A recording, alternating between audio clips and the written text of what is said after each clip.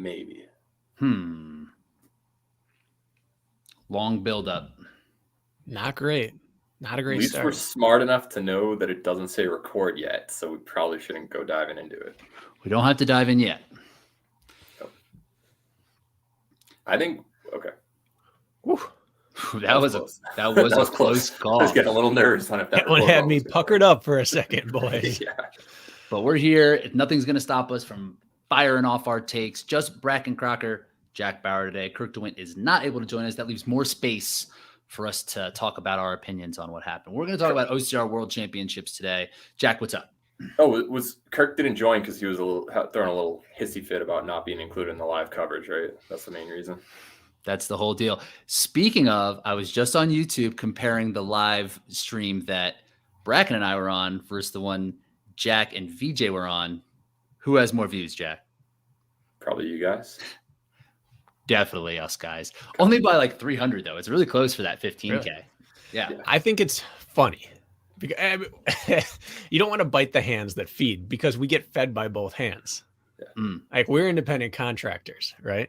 So we are not ORM and we are not the OCR report. We've both done both of them, right? Right. Sure. And so like they clearly have their competing thing going, but we have a group chat on the back end sharing information and like prepping how we're going to do that thing. Jack's helping us with pronunciations and European stuff. And we're probably not really bringing much to the table on our end, but it's just funny. There's like ESPN and Fox Sports putting on a production. And you got the three talking heads in the background, all on the same group chat, just sharing information. I found it entertaining. Pretty funny. Yeah. Do you don't think Troy Aikman and Tony Romo and Chris Collinsworth, you don't think they're all just chatting? They're probably buddies. I don't know. Might be. Yeah, I think they're boys. They probably golf. They probably golf together. Romo probably puts it to him. Look, we're team Romo can play. That's what it comes out to. Romo, So, Romo is like 25, 30 minutes south of me where I am right now is where he grew up. Yeah. That man he was a 30, 32 point a game scorer in basketball. All-state golfer. I think Caron Butler, who was an NBA All-Star, said Tony Romo was the best basketball player he ever played against. Yeah. What? Yeah. Romo just gave people buckets. And you know the way he played on the football field where he'd like scramble around, he'd have his back to the play, he'd turn around and he'd already be throwing. Like he had a like echolocation view of the field always. He just could do those wild scrambles and then that's how he played basketball. He did a lot of like, he'd have his back to the basket and then be spinning and moving and like a lane would just appear that he knew was going to appear. He would just manipulate people by turning his hips and shoulders as if he's not going somewhere. And then he'd move right into the spot where people vacated. He was one of those effortless scorers. He'd score at like 3/4 pace when he wanted to. So he's a bit older. Had you seen him play? Because were you I've seen him middle play. school when he was in high school? Yeah. And then I have a couple buddies who played with or against him in high school. That's pretty cool. If you're averaging 30 plus points, within a 50-mile radius of Chicago, you're probably a decent basketball player in high school. Yeah, and I mean, in conference, that doesn't mix, but that's a pretty good basketball area of the state. Anything along Lake Michigan is pretty solid for basketball, you're right. And then the AU scene and everything. I mean, he tore everyone up. Yeah. Did you rep him? Were you like, that's my guy when he it's was hard on not the Cowboys to. And stuff? Yeah. Yeah. Like he had the whole state of Wisconsin on his side. And every sport, he's one of those people where his hands and eyes work in all venues. Like he's a really good golfer, really good basketball player, obviously a really good football player. He could just do it all. There's a lot of people like that. Like Allen Iverson was a great high school quarterback. Charlie Ward won the Heisman and he ended up playing for the Knicks. You've got so much. Iverson was fast too. Yeah, exactly. I think this was a Let's Run thing that said Iverson could run like a 404 in Timberlands or something like that. Did you guys ever catch that? No. I think they said he broke 5 minutes in Timberlands, but I think it's verified that he was like a 440 miler or something like that. Wow. Rip Hamilton, he's a PA boy. He was an actual runner in I think cross country and track and was probably, I don't know how fast, but I think he was like 430, 430. I was going to say 430, sub 430, like a good runner.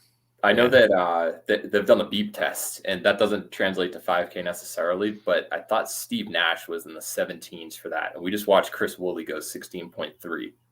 So Steve Nash had some wheels and some endurance. That's interesting. Ted Ginn Jr. was a Midwest guy. He was a 47-second hurdler, I believe. RG3 held the national high school record, I thought, hurdles. Yeah. With those sports, though, like what Romo does, like all different avenues, like kind of different skill sports. Different, yeah, exactly. Like if he played pickleball, Tony Romo would probably wipe the floor.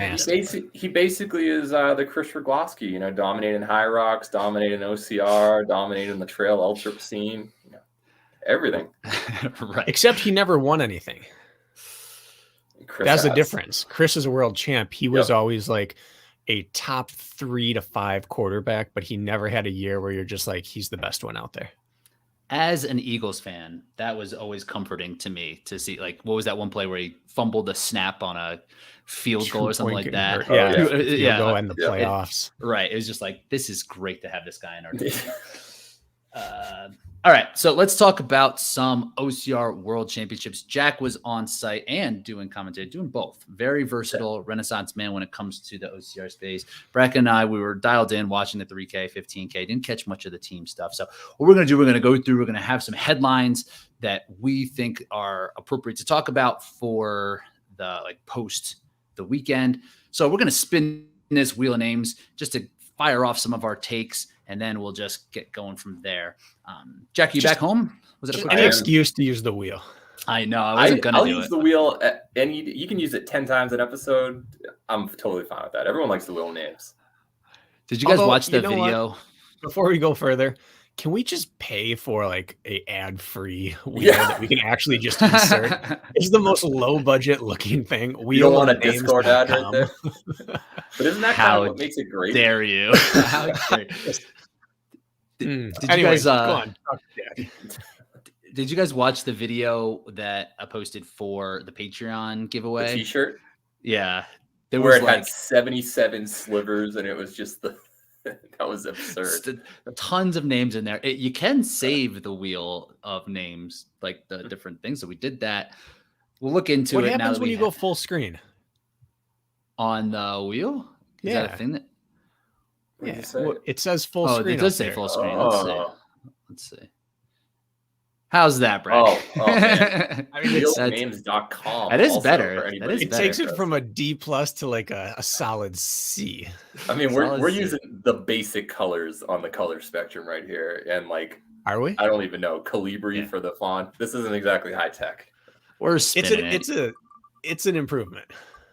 I do agree that the full screen is an improvement. Right. And it looks like no, I'll give it a Rich. That's what all right. So before we move on, what does that toggle do? This thing up here? Yeah, that setting toggle. Oh, how's that look on the screen? Oh, it's night mode. Always look better in dark mode. Look at us. Make sure you subscribe to our YouTube channel so you can get all of the things, all of this good stuff, the visuals that we pour out here for the audience for sure. And anybody needing tech support, Bracken just proved himself in the air back to back right there in the course of that was some troubleshooting. Yeah, right there. All right, I'm just the idea man. I'm just gonna put it out there and you guys run with it. Yeah. My headline is in real OCR. It still boils down to the best runner. We saw it with Veerman. We saw it with Rylan. We saw it with Lindsay. It's not just a Spartan thing now. It is whatever OCR we're talking about, the runners are still it. You want us to chime in? What do we got? Nope. We're just going to state it and move on. Well, no, I wasn't sure if Rich was going to add on like a next minute or two. Topic. Yeah. Did you see the 3K on the women's side? Did the best women's runner win? Or was that an obstacle race? Because last time I checked, Ida's the world champion on the 3K because she's a better obstacler. This is a valid point, and it's something else that I would like to talk about with like a 3K compared to a 15K and how because this race, it really does kind of take all the different elements that we're used to in an obstacle race and put it on one spot. Like a 3K is something that we actually don't ever see. So if you qualify to do the 3K after you finished the Fort Carson Super, how prepared are you for that actual 3K? Like it just seems like it's its own event where the 15K, not to take away anything from Ida's performance or VJ's performance or like what Ryan Kempson did that day, but The 15K to me still feels like that's the summation of the years that we've had in OCR. And we always want the technical obstacles to play a big factor in it. And it really didn't seem to do that for the 15K. Yeah, I guess if you look at the list of names, the women's side, Lindsay, that's pretty predictable. More obstacles that day. Chris, I wouldn't say is within 40 seconds of her as a pure runner. She's a great runner, but I think Chris made up some ground on obstacles. So that kept her on a very, very close finish. And then third place, Annie, ridiculously good runner, especially in the mountains. First time doing OCR Worlds, worked out the kinks a little bit in the 3K. So then, her obstacle game came together, but her running definitely kept her in it there. And you saw Ida kind of hang off. I think she finished fourth in the 15K. Most of the race, who was in fifth, Ulrika, who represented them on the World Mountain Running Championships in Denmark. So, yeah, I think there's a valid point. You can definitely see that in the women's field. Men, Tyler Veerman, what's he done all year? Crazy trail races against some of the best in the country. Did the rut. Did Broken Arrow was the big one. Yeah, Broken Arrow. He had a great performance there. Second, we'll save that take for later. Second across the line, Ryland. Third, Atkins, but got bumped to second. We know what he can do in the mountains. Ryan Kempson after him. Yeah, I'd say it was pretty consistent. Although if it's truly the best runner, regardless of terrain, wouldn't he have ended up winning the whole thing? Well, that's exactly it, right? We have to qualify this a little bit. It's that once all other things are equal, the best runner wins, because I would argue that the top 2 or 3 best runners didn't make top 5 in each field. Now, I'm a proponent of you have to be a fantastic runner. I think in 2014, I wrote a very long article for Brett Stewart over at Mud Run Guide about the fallacy of the runner's course. People say this is a runner's course or it's not a runner's course. It's a foot race. Everything is a runner's course. If you show up here without being able to run, you are bringing a rock to a gunfight. So, yes, the best runner should win, but they didn't.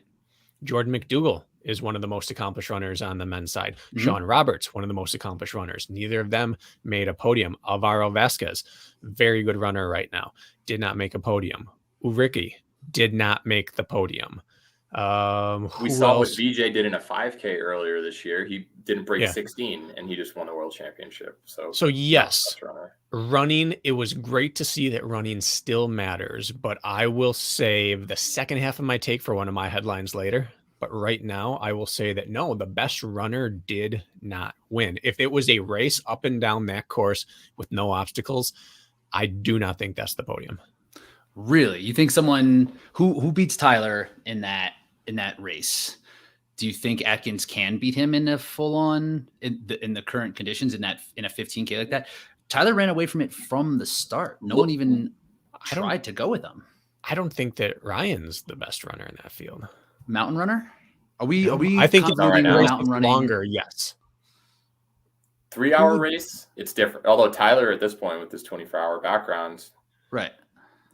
Yeah, and I guess Tyler doesn't have the historical data to show us if he's actually the best mountain runner or not. He has made leaps and bounds in his running, but he doesn't have the resume that several other men in this field have. That doesn't mean he couldn't win it if it were just a trail race, but I don't think he would be the odds-on favorite. So Tyler, look at what he did in Utah a few months ago in July. If it wasn't for that obstacle gauntlet, I think he failed something in the festival area. Hawk Hall's the only one who ran away from him in a course with a similar amount of elevation gain and descent. So he did it a couple months ago. Atkins did reel him in on the obstacles. So it was very impressive that Tyler kind of held it together with harder obstacles in this particular course. But yeah, what he's done in the trail scene over the past couple months has been super impressive with Broken Arrow, like you mentioned right there. I think he was the best mountain runner in the field heading into it. And it proved it. And that's no disrespect to like Ryland, both of the Ryans. Logan's had a great season so far, or season in the past, and he was the reigning third place in the 15K. But Tyler's the best mountain runner who showed up. And I think that's where I was thinking that he put most of his focus this season training for mountains. and not necessarily for training for OCR.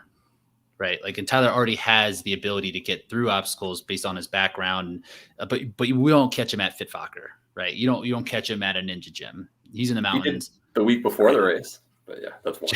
little tune up, little tune up there. But I think that's like the fitness still came out on top, and like there may be some sort of like tipping point when it comes to obstacle proficiency, and even in a race like this where the obstacles are so much more advanced and technical, we still saw the two finishers in the men's race and the top finisher in the women's race pretty much just do it on fitness alone, not really being caught up, or I would say even Chris too, like not really being caught up on the obstacles, not really gaining a ton of ground or switching things around because of the obstacles. It still was kind of fitness there. And that's kind of what I was leaning toward with that result. I could see that. But I'm glad you guys disagree some, because that's a good headline. It's got to be polarizing. Yep. Clickbait head. Yeah. I hope my name's next, because I have a follow-up to this headline that will be just as polarizing. Bracken, go ahead. Take it. Bracken, you're up. I'm not going to deny the people the wheel. At least put my name in all the slots and spin it. We'll do it. We'll spin it. Triple Brack. Oh, see, now we're full screen, so I can't take my name away. But if it's my name, it's your name. It looks clean, though. Oh, look at this. Rich, you can defer if you want. Takes, just like the kickoff. Takes. I got so many takes. All right, we're giving it to Bracken. I'm going to defer. Let's pass it over to Bracken. Bracken, what do you got? All right, this is going to be a very hot take, but this was not yet a pure obstacle race. This was the meeting ground of pure obstacle racing and North American OCR. This was the North American corporate take on obstacle course density. This was not harder than Indian Mud Run. This was not harder than something like a terrain race or Conquer the Gauntlet. Terrain race. This was harder than terrain race. If terrain race was on this course with 15K, do you think? One time I did a terrain race, and there was a bucket carry, and the bucket was filled with water. Nice. Okay, it was half empty, and like just water. Conquer the Gauntlet. Conquer the Gauntlet's harder. Grit Games. IMR, you're right. Yeah. Okay. Rob Butler's Farm, Shale Hill. These kind of things are all tougher and more obstacle dense than what this was, and everything overseas is still tougher and more obstacle dense. If you watch the OCR series over there, it is nastier than this. Now, that does not take away from this event. That is not me talking down about this event. This is the corporate North American version of what OCR World Championship should be. And I would argue it's still correct for an OCR World Championship. I think it's the perfect meeting ground between running, mountain running, and obstacles. Mm-hmm. You can't win without having one side of the equation. And you can't win by only having a huge dominant skill set. You've got to be able to do both. But I would say the Europeans who came over for this were slightly disappointed that it was too easy and they didn't get to use their skill sets. That's what I would argue. And I think a lot of the Americans thought that was very appropriately hard, which means it probably wasn't quite hard enough to satisfy the hardcore obstacle racing enthusiasts. So even though we said for a true obstacle race, the runner still mattered, I would say if you want to get real bougie about what a true obstacle race is, this was like a B level, maybe B plus level of obstacle difficulty. This was not carnage. This was mostly completed by all the people who are considering themselves very good at obstacles. Yeah, I will agree. I think if this was a 1,500 to 2,000 feet of vertical gain as opposed to about 4,000, same obstacle density, you would have seen a shift. Yes. Now, it's not to say that there aren't hard mountain climbing courses in Europe. You look at Morzine, for instance, the race in Austria in Tyrol. You've got some really notoriously difficult, extreme mountain courses there that they've held European championships out in the past. But when you think of European OCR, you're not typically thinking of Spartan on a mountain. You're thinking of courses where John Albin, who's arguably the best of all time, has DNF'd because the obstacles are so difficult. Mm-hmm. You're thinking of ones where you have rigs where you're going 50 feet back to back to back. And these aren't just simple rigs. This isn't just get through on some rings. You've got weird Lego grips plus having a lachet on where you're on your fingertips, that's the only width of it, as opposed to being able to put like your full hand around it. You've got so much harder obstacles. And I think that, did you guys see the completion rates on these? I thought it was something like 85 to 90% for pro men and women.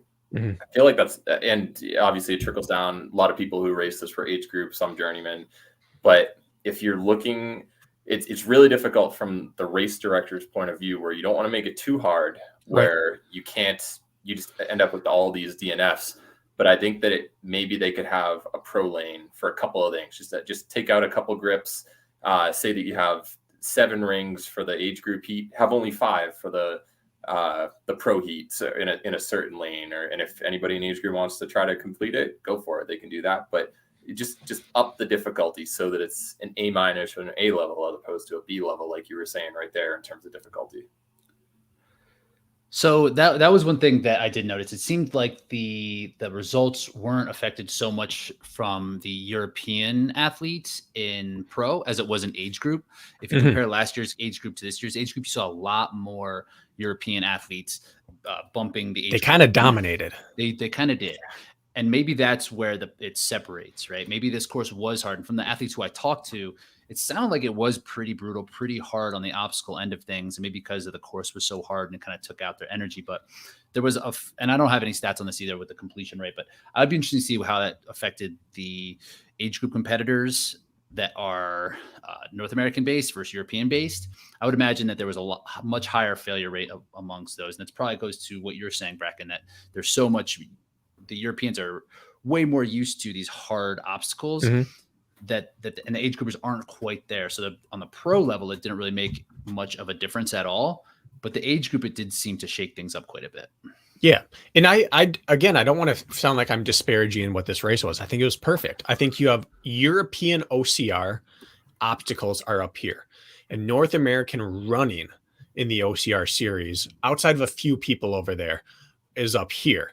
And this met like right here, where the obstacles were less than what Europe has come to expect at their niche series, and higher than what the US has come to expect at their big series. And so it was the perfect middle ground, where we thought, man, that was pretty tough and brutal. And they thought I wish it was a little tougher so I could have my advantage play out. And I think that's what you want to have in a world championship, is you want both sides to feel like I didn't have a clear advantage. And so I think that's great. But my proposal to this is I would love to see this be like the World Mountain Running Championships, where one year it's short course, one year it's long course.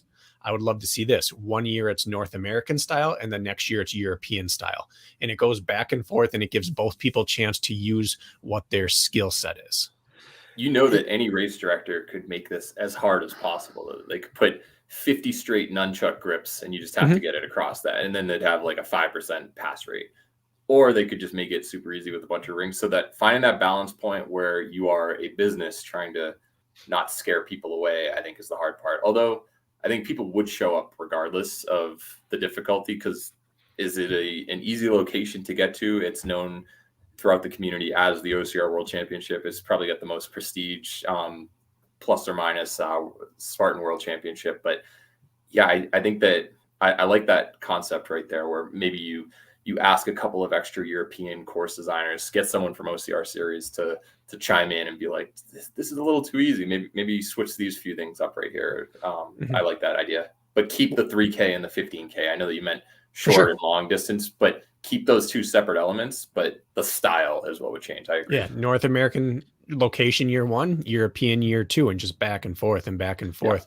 Yeah. And it could be as simple as like Valkyrie, for example, it's twice as long. Canyon, you have 2 trips up and down instead of one. It's in Europe. You look at these rigs and they're chained together. Again, the OCR series, if you haven't watched that over there, those are some spectacular races, and they have multi-part obstacles. It's almost like that. What is it called? What is that one? We saw VJ out on it a little while ago. We saw, I think Katie Knight might have done it a while ago. It's like Atlas Challenge or something like that. Oh, Alpha Warrior? Alpha Warrior. That kind of thing, where it chains multiple things. That's what they do. They chain things together. That's what I was getting at earlier. Yeah. So I don't think it's needed to like overhaul the course, but the pros might have to hit back to back, and the age groupers might be able to dismount in between transition points. You ever see those races in South Africa where it's essentially a stage? Like you've completed part one, and now there's a log that you can stand on, rest out your grip before you get to the next one, but don't drop off. As soon as you touch the ground, you have to start over again. You might see some of the pro athletes just be like, I'm going to go at this in one go. But you could also have a platform where you could have 10 people waiting there for 5 minutes while they're shaking out their arms and stuff, but it's multi-stage. And back to your alternate every 2 year or every 1 year, switch to the other style. It seems like the pattern is 2 years in this venue, 2 years the next venue.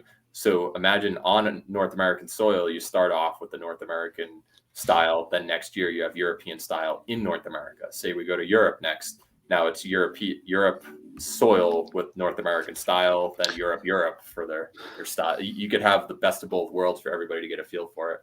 Yeah, they should flip that, right? Like the US or the North American based one should be European style just to get people to travel back and forth.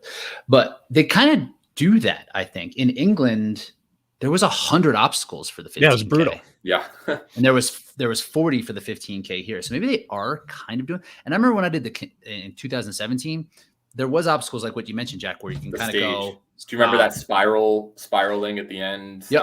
That was it was like Urban Sky times 3 essentially. With everything else. Yeah, I feel like the obstacles have kind of gotten easier, like looking at them. Like they add things like Drop Zone, which was not an easy obstacle, or like Ricochet, which that was a lot of people's demise. Absolutely. Like, and where it was at the 15K was pretty brutal, right? And like I heard some people in like the getting to Ricochet and having their hands be ripped, and they're like 100 feet from the finish line and can't finish because of that, the way that things kind of played out. But yeah, but in Europe or in England, it was over twice as many obstacles. So maybe that is what they're kind of doing. Yep. I mean, perfect world, we'd have one now and one in like June. You have one in each spot. It'd be cool to have the 2-part world championship. You have your dense and your light version. But that's too much to ask for, I believe. Mm-hmm. We're already trying to fit too many championships into a year. We need more world champions. Yeah. Maybe it could be like that. What NBA is going to do with their mid-season tournament. Yeah, I think that it was a great setup. But I think that the truly outstanding obstaclers didn't have enough obstacles to make up for the time they lost on the climbs and the descents. It didn't balance out fully in the 15K, but it did in the 3K. The results still in the 15K actually got more Europeans in the top 10 than in the 3K. Yeah, let's save that for my take when I'm up. You have a take. It's stat based. You're going to tell us numbers. Yeah, I'm ready. I think we all agree with Brackens. What was the take again? What was the headline? Maybe that it wasn't a pure OCR race yet. It was a very good competition, honestly. It was the perfect world championship course. But for people saying that obstacles will win out over running, this wasn't it. I don't think that's how it should be. I mean, that's I don't either. I'm just making that statement. Yeah. Okay. It's a good. The obstaclers were still a little bit lacking in terms of where their strength would lie. Go do Ninja Warrior. There's 100 meter. There's 100 meter course right there. There you go. You don't like running? Go do Ninja Warrior. Jack. All right, my take. What's your take? Okay, this truly was a world championship. You look at the men's field. So how many different countries do you think were represented in the top 16 finishers on the men's side for the 15K? For the 15K, 7. I was going to say 7. I'll say 10. 6. Oh, I'll say 9. Oh, I was 10. Close. Yeah. So you have the U.S., Canada, Switzerland, Sweden, Nicaragua, Netherlands, Ecuador, Belarus, Norway, and the U.K. And I think I said Canada. So anyway, bottom line, that's a very big spread. On the women's side, it wasn't as much. You just didn't have as deep of a field, but you still had Canada, U.S., Denmark, Sweden, Argentina in the top 14 on the women's side. So that's 5 different countries right there. I think you had buy-in from the athletes, and there are athletes, not just from Europe and North America. You did have a couple from South America sneak in there. It's truly, it felt much more like a world championship than in 2021 when it was basically US and then a few other people from Europe or Canada who could make it across. So I personally, I think that this was a legitimate world championship at the end of the day, despite athletes like John Albin not showing up or Corinne Carlson, who has plenty of podiums on the women's side in the past. I think that it was a true world championship based on the representation from around the world. Let me ask you, Jack. I don't know if you'll know this offhand. How does that spread compare to the Spartan World Championship in terms of representation? I know the women's field is much more US and Canada heavy. For the women's field, it's Spartan Race World Championship. Typically, you're going to see Canada with Nicole, or not Nicole, Lindsay, Emma. I know Amanda Nadeau's done well in the past up there. And then the US, it's always like Nicole, Alex Walker. You've got a really heavy presence there. Abu Dhabi was kind of the first time that you really saw a little bit of a shift because you had a couple of athletes from Russia, Ida from Denmark. She snuck in the top 10. I know on the men's side, you had Sergey from Russia, Nikolai Dan from Denmark. You probably have 3 to 4 in the top 10, I would say. And then it trickles down a little bit after that. So you think it's more? You think it's about the same in terms of? This was much more. I think this was more, of a spread, especially considering this is on North American soil. You have much lower tendency for people to travel somewhere where they're not from. Going over to the Middle East, of course, you're going to see more representation from athletes from Europe because it's half the flight time for them to go there versus coming over here. You saw it in Tahoe. That's West Coast US. So you've already got 6 hours on US soil plus a transatlantic flight for most of these people. You just didn't see the people, the big contenders showing up year after year. One, because it was at altitude, and two, because it was just such a long travel day. I think having this on the East Coast of the US brought the world to it because it kind of minimized the travel time to be about as short as possible to get there from the European contenders. I'm going to agree that if you looked at flags and representation, it was a true world event. That's kind of that's mainly what I was getting at in terms of representation. Yeah. But it's strange to have a world championship where outside of Canada and maybe in the Netherlands, not one single country there could argue with 100% confidence that their best male and female were there. Or Denmark, you mean? No, I wouldn't even say Denmark. I think that Leon, Jonas Strasser. I don't think Leon or maybe Denmark, but they're missing Nikolai and they're missing another gentleman. I'm blanking on his name. Maybe okay, so you could maybe argue 3 nations, maybe 3. I would give it 1.5. Had their unequivocal, like no arguing, unequivocally, they had their best athletes there. Every single other nation that I can think of was missing either both their best men and women or one of the two. It's very strange to have a world championship where you don't have the best of every country or even of a quarter of the countries there. See that? I know that when it went to the UK for 2 years, you had much worse showing from the US because you didn't have the top dogs going over there. And you did see Canada because like Lindsay and Ryan went over there. But in general, much lower proportion of athletes who went there. This is certainly not every single athlete in the world. You didn't have the Russians who have podiumed a ton. You didn't have Thibault Debouché, Corinne Carlson, Katja Christensen, some of the other athletes who have podiumed in the past at world championships. Nicole injured, but she's from the US. So, but I think the fact that Lindsay lost a race, Ryan got second and third in his races, you had really good competition there. Like that's not. Oh yeah, I won't deny that. Yeah. I guess what I'm saying is why at Spartan Race could you say that almost every country brings their best no matter where it goes? Almost every country. But in OCR Worlds, almost every country doesn't bring their best. If this sport worldwide embraces obstacles over running for the most part, why does Spartan continue to have the clout to bring everyone in? And OCR Worlds hasn't yet captured that. I mean, how many European regional champs or world champs were not here? more than we're here. So I don't understand it myself. I don't understand why that happens. Maybe this is a good time to have this conversation, is that the payouts were pretty lacking at this event for a year. If you were coming from Europe and you came and you got third, you're definitely losing money. Even if you came from the US, you're losing money. For sure. Lodging for a few days. For lodging and entries. like it's a good venue spot, but it's not exactly easy to get to Stratton, Vermont, where you're, flying to Albany and then driving. Like, there's not really an international airport around.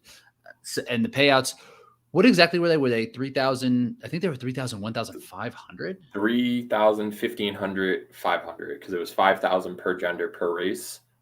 And then, so yeah, 5,000. So 10,000 for the 3K, 10,000 for the 15K. They did not pay co-ed teams. They gave 500 split for the men's and women's winners. So you're looking at 21,000 total, I think. Didn't pay co-ed. That's some bullshit. And that had all the people there. So, and the worst part isn't that they dropped; it's that they didn't announce prize money. Did they not announce it? Is that what happened? Not on their website until like a couple days before the event, when everybody already locked in their spot. Yeah, and that's tough. OCR Worlds generally checks all the boxes. They've got the community on their side. This is one of their first decisions that's really tough to abide by. Now, I understand why they did it.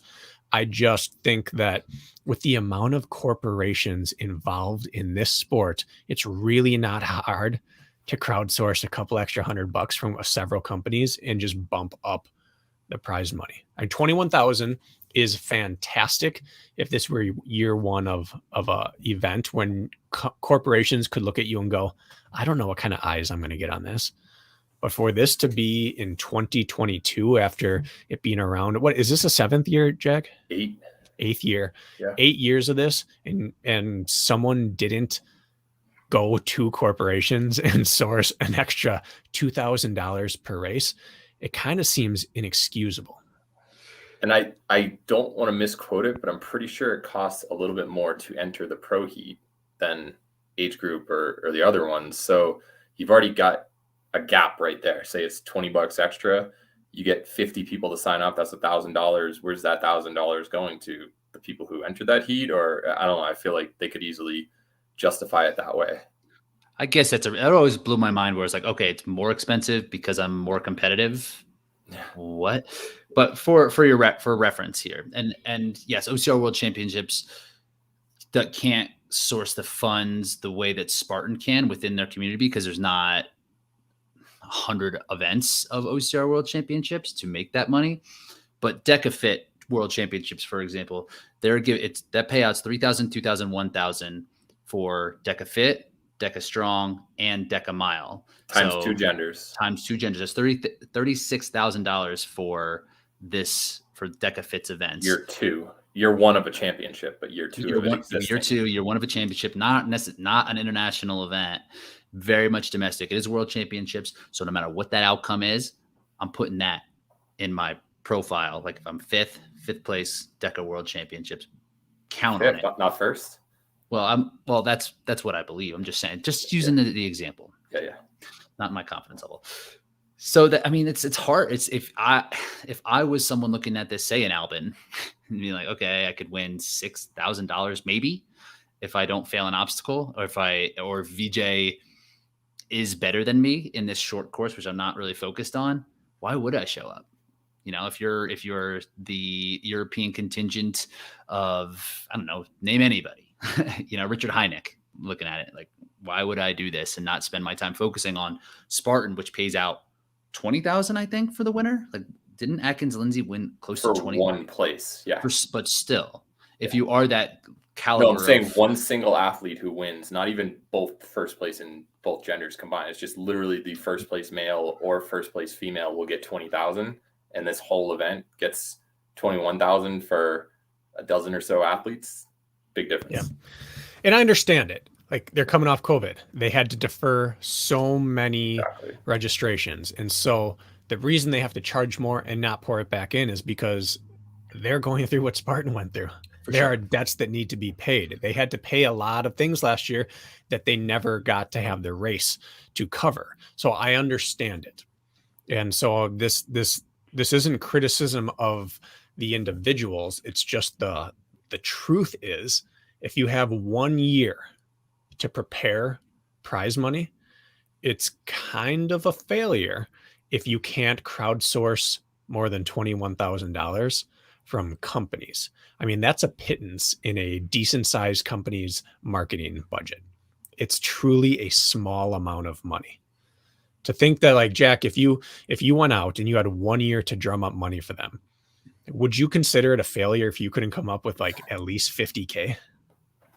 I don't even have a marketing background, but I feel like if you mention that there's an event where there are people from around the world that will now be exposed to your product for the first time, potentially they'll buy it on site, spread word of mouth, it'll get some eyes on here.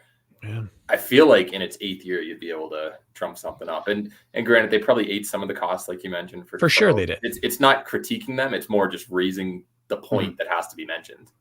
Yeah. In this day and age where you can gain fame through not making a podium, when it first started the sport, you needed to be on a podium to make a name for yourself. You don't necessarily need that anymore. Right. You have to have a reason for athletes to show up. And Spartan, love them or hate them, gives a lot of athletes the ability to get to their world championship on Spartan's dime. And that is huge because now you don't have to pay out as much to make it worth someone's time. If you show up and make $500, you've covered all your costs if you have your travel and lodging paid for or mostly comped. Now, will you get paid by Spartan? It seems like they're already caught up other than Kelowna, but I think that's a conversation for another day. The fact is, if OCR Worlds isn't paying for people to come over, and maybe they have a few little deals, but as far as I know, they didn't even pay media to come pay for their flights there or housing. For the most part, most people are paying their own way. Then you have to have some sort of carrot to get the best there. Otherwise they can make more at home. Mm-hmm. It's like, if we make more broadcasting it than the athletes make taking a real podium spot, that's wrong. Sean Roberts, he was like, I don't even know why I showed up. I could have made $1,000 in Georgia. Yeah, at Savage Race the same weekend. First place at Savage Race made more than third place at the World Championship. So again, this is not shame on you, OCR Worlds. It's just, this is the truth of this current generation, is you don't need a podium picture to make money right now. And so you have to provide a carrot, a big enough carrot to get the best there. What's the trickle down effect for this? Because like I mentioned, they usually switch every 2 years. I'm going to assume they're not going to be back at Stratton again, unless they worked out some deal. But let's assume they go somewhere else. Say they aren't in the US. I think they do pay in US dollars regardless of where they are, but say they go somewhere else. If you're seeing this and you're a top US athlete, are you like, well, if I go to and I get third, and then more Europeans or international athletes are going to show up because it's on their home soil, and that means it's even more difficult to get a podium. I'm not going to spend all that money to go over there just to take a huge loss if you're on the top end. And we're looking at this from the pro side of the sport, not the age group and journeymen who are going to go there. We're just simply doing the top end. I had a conversation with Cody Moat half a decade ago about racing to our strengths. And he said, Bracken, I'm never going to do a stadium because you're going to be there, or Hunter's going to be there, or Isaiah's going to be there. And this was before Killian and Kent were doing it. And he said, so we show up knowing that first place is gone. Not necessarily that we can't beat you there, but you've done 20 of these things. We're going to be 20 seconds behind after the first obstacle because we're going to run in and not even know what the rules are yet. Plus, you guys have kind of maximized what you can do at it. He said, do I think I could maybe beat you in a stadium? He said, I don't know, maybe not. Like, he's beat me in every sprint we've ever run against each other except for one. Maybe not even except for one. Like, he knows he can do it, but he didn't want to show up because he knew that someone there was going to be a vet and they were going to take first place. So now he knew the best case scenario was that he runs a perfect race, learns on the job, and gets $250 and loses money on the weekend. And that's exactly what he said. I'm not going to lose money to show up and take second place at best. And he's maybe selling himself short, but that's the same attitude that a lot of people have looking at this. This is what I would have as if I were a full-time athlete right now looking to go overseas next year, potentially. It's just like, listen, I just watched Sean Roberts not make money in the 3K. Mhm. And do I think I can beat Sean? Now we add in, it's going to be even more technical over there. I don't think I can get it right enough on my first time to cover my costs. I don't think I'm going to go. I might stay here and do Savage and make $1,000. Not just you didn't watch Sean Roberts, but you didn't watch Ida get podium in the 15K. You think it's going to be easy? Like, right. I mean, she seemed like the lock. And say what you will about Spartan. At their big events, they have extended payouts. They pay down to 10 or 15 places on that. So even 20 if at Worlds. 20. So even if you get $500 for 15th place or something like that, that is enough. I went to a regional championship at West Virginia one year solely on the basis of, well, I know I'm at least going to cover my costs because I'm not going to take worse than 12. And I think I took 13. I didn't cover my costs, but it got me there. I showed up because I thought, what's the worst that can happen? I cover my costs. Like if you're Tyler Veerman and say, we'll just use, it goes to England again, whatever. It's going to be a flat course with 100 obstacles, probably a shitload of walls. Imagine all the walls they have in England. Oh my God. Crazy amount of walls, unbelievable amounts. But like, would you go? You're like, I'm a mountain runner. It's not a guarantee to get over there. If they're not going to pay the former world champion to at least be there, which I don't know if that's something that they have in the works or if that's something that they've ever done, but to spend $1,000 on a flight and then lodging over there, and then you might lose your money even if you do win, but the chances of him winning would be reduced because it's not on a mountain. You're gambling because it's such a good representation of OCR. It doesn't give anyone one huge advantage that you're gambling that you'll be good at this style that they choose. Mm-hmm. Totally. Anything else on this one? Spin those names. This is getting really negative. I want to clarify that this was an awesome weekend. It was a great weekend, but we're hot takes in general hot takes in general have that connotation where it's like, oh, you're just trashing it. It's like, no, this is a really good weekend. I tried pointing out all the different countries who were there, but you have to raise some of these points, basically, what it comes down to. When the question is why wasn't the best athlete from each country there, it's like, this is probably why. We're just exploring. We're just doing some, we're thinking about it. Some mental gymnastics here. And another thing that I do always think about this with OCR in general is that I think we are a little bit spoiled when it comes to the amount of payout that does come along with these races. Yep. Where if we're like a mountain running series, they probably get paid less. Like they get paid less, but most athletes have their travel covered. But by the race or by sponsors within one or the other. Yeah. Right. Like and I've worked with a few European athletes and they're jealous of the type of sponsorship and money that exists over here. So we are very spoiled. Our races pay out and we have sponsors that cover costs a decent amount. And even when we think we're being hosed, it's worse elsewhere. Mm-hmm. So we are very fortunate to be where we are. Didn't Golden Trail Series a couple of years ago when they had them in the Canary Islands, anybody who qualified, they basically sent you over there? Yep. I thought that was their rule. Yeah, and they didn't have huge prize payout, but you got a free trip to the Canary Islands. There. Yeah. So it took away the entry or the impotence to entry. Like, why not? Right. Who knows what's going to happen, but why not? It's free. It's the best way to make a championship a true championship. Like get everybody there. Remove the barriers to entry. Get the athletes there. Just think of some ultra events though. They don't pay out. It's just the prestige of winning that event. Right. I don't think OCR Worlds has reached that point. Despite has anybody in this sport who's maybe top 10 in the sports history not done OCR Worlds at one point? I feel like everybody has at one point just about. Mm-hmm. Both genders. That's fair. Yeah. It has a little bit of that, right? But with Spartan still looming as the big dog, it doesn't have the appeal alone. And ultra people are just different type of people. This is what it feels like to me. Spartan and OCR Worlds feels like high school to me. Where the popular guy or girl is kind of just an aloof ass. And everyone knows it. And yet they keep them popular. Like everyone's in their own little clique, like, oh, we're so tired of so and so. They're like, they bully us. They're not really that beneficial to the school. They're not nice to people. They're a pretty good athlete or whatever, but like, why are they popular? No one really likes them, but everyone still votes them homecoming king and queen. And you got OCR World sitting over here with just like a fantastic personality and they're everyone's best friend, but they wouldn't dare vote for them for homecoming king. That's what it feels like to me. Like Spartan's just still riding this allure, this huge respect that they have for it. And a lot of it's deserved and some of it's not, but people keep choosing Spartan over OCR Worlds at the end of each year, just like on reputation alone. No press is bad press, Bracken. It's time to mean girls this thing. Trying to make fetch happen. All right, back to me. I don't really have a good headline for this, but let's talk about chalk. Chalkgate.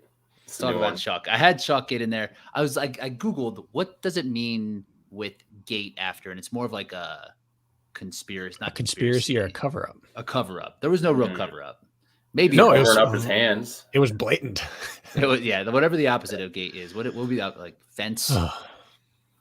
Chalk transparency. Chalk open. So yeah, this is something that did play a huge part of the weekend with Rylan Shattuck getting disqualified after his second place finish in the 15K. Did he not do chalk in the 3K or just not get caught? He said he used it after the 3K because his hands were so beat up. Because he was practicing for like 2 hours later in the day. And he ran the 100 before the 3K. So his hands were not ready to hold up for the 15K. That's why I get those receiver gloves. Exactly. Get into that bouldering, but he does boulder, so his hands are probably in as good of shape for that as anyone else's. But it's unfortunate. I mean, it's in the rules. He got the disqualification. He took ownership of it. It seemed like the Adrian, the main dude over there, just kind of did it matter of fact. These are the rules. You're disqualified. Atkins is now second. Kempson and then finishes in third. So I think we should just kick this around and like how we think about it. Is this chalk helpful? Like, does the punishment fit the crime type of thing? So, Jack, what were your thoughts when you first heard the chalk transparency situation? I didn't think that would catch on, but I guess it has. Fetch. Yeah. So just to start off, I think Rylan was a case study in how to handle a situation like this, like right away. He said exactly what he needed to handle himself. He didn't throw a fit or anything. He just owned up to it. And I think did it fast too. That post was up like before all the results. Wasn't making excuse. You see people making excuses on why they had a bad day, yet they still finished the race. And he just was like, "This is what happened. Sorry, I let people down. It won't happen again." That's basically what he did. So I give him credit for that. So I don't know about you guys, but I was sitting in the booth with VJ and maybe 50 minutes or so into the race, VJ gets a text and it's like, Rylan's going to be DQ'd for using chalk. And we're like, what? And we didn't say it because we were like, we just both looked at each other like, are you serious right now? So we had this information while we were doing the broadcast for the last 30, 40 minutes of the race, not sure when to say anything. And then he came in and we kept getting more confirmation. It was like, yep, Adrian just confirmed once he crosses the line, this is what's going to happen. And we're like, okay. And I'm like, VJ, you can handle this. I'm not saying it. This is on, you got the info. So it was very, very surprising, or it was weird to know that information while the race was unfolding and then not being able to address it and still do the play-by-play just in case it was just a rumor and didn't happen. But so that was very weird to be in a situation like that. Did either of you have any info throughout the race? Nope, none whatsoever. Gotcha. Okay. But in terms of it helping, I talked with a few athletes after the race who obviously they didn't use chalk, and they were like, I read the rule book, it was listed specifically there. No one likes reading the rule book, but at the end of the day, the rule book is what it is. I guarantee you go to the CrossFit games where chalk is much more common. You see it all the time. They're in between getting on and off the bar. They're using chalk, but they all read the rules. They know how far you have to go down and their depth for certain movements and what, a proper handstand push-up depth is and all that. So they're used to reading the rules in that sport. I feel like it gets overlooked a little bit too much in OCR. And then we end up in a weird situation like, oh, Ryan Woods touched the truss. Well, should have read the rules that was in there. And I think that OCR athletes just don't read the rules. And that's why it backfired on him. He probably would have seen it very early. You can't do that. Gloves are okay. And then it never would have been an issue. So I think it just comes down to, you actually have to read the rules. Yeah. Yeah. Does the punishment fit the crime? It doesn't even come into the equation, because the crime is the chalk a huge benefit or not? The crime it was in the rules. You broke the rules. So you get, whether or not you agree with it, if it's set in stone and it's easy to find, you have to side with the rule, unfortunately. Now, I really like Rylan, and Rylan is new to the sport, and all of us are new to the sport when we come over, but we have to treat it the way we would treat all our other sports. And at a high level of sport, it's kind of a known, like, old adage, which is there's no excuse for not knowing the rules. So I'm not ragging on Rylan here. I love Rylan. And I've made mistakes in the past with rule-based obstacles, and I've had some public outcry about it back in the day. So I get it. These mistakes happen. I wouldn't consider myself a cheater, but I've broken rules in the past. He wouldn't consider himself a cheater, but he broke a rule. Like, I've been there. He's now been there. He'll never do it again. But the first thing you learn in the sport of OCR, in my opinion, is the moment you go to sign up for a race, you read their rule book. You find out exactly what is and isn't allowed. I think every race series I've ever done, one of the first things I do upon sign up or right beforehand is double check what their rules are. You have to know it. Think of Hyrox the first time we all started doing it. Every single person, we were just messaging, do you see this? Or, are these the lunges that are allowed? What's this? Yeah. I still look at it. Yeah, I still look at the rules. And I check with Spartan before I have athletes go do courses, because sometimes they change things. They update it. The rope climb language, you always have to double check which obstacles can you restart? Which ones can you mount and then dismount and choose a better lane? Which ones, once your second foot is off the ground, you are committed to? Those are things you have to know, especially if you are competitive and looking for an edge. So I want to use VJ as that example. VJ and Rylan both sought a grip advantage in an obstacle course race. VJ read the rule book and realized there's nothing against bringing a towel with me on course as long as I carry it the whole time. Let's clarify, this wasn't this weekend. That was a few years ago in Jacksonville 2020. Actually, it was prior to that in 2019 in the Illinois championship, our national series race. I just want to make sure people didn't think there were multiple at No. Thank you for clarifying. He checked the rule book, realized if I do this, it fits into the rules, and he was the only one on course that had it. In both days, he made the podium and won one of them completely because he had an advantage on an obstacle and he knew the rule book, and they couldn't do anything to him afterwards. They changed the rule afterwards, but it was allowable within that framework. Rylan did the exact same thing without doing the homework, and unfortunately paid the price for it. And Rich, you talked about he does a ton of bouldering and rock climbing, so his hands will be prepared for it as anyone's, except for one specific form of obstacles, and that is swinging. Mm-hmm. You do no swinging and rotation of your hand around a fixed object or a swinging object in bouldering. And that's the only thing chalk will really help you for on course, is to reduce the friction and the ripping of your calluses while you swing on a bar. So he used it for an advantage that he didn't check a rule on. And while I will defend that kid until his death, because I think he's probably got as much integrity as anyone in the sport based on what we've seen, he now knows he has to read every rule book ahead of time. Right. Like chalk would help, like with the pad of your hands, where bouldering will. I've got a rip on mine right now from the swinging as well. Yep. So it would absolutely help. Only on the swinging. It would probably hurt on other obstacles. Yeah, I think when that stuff gets wet, it's rough. It's like slimy.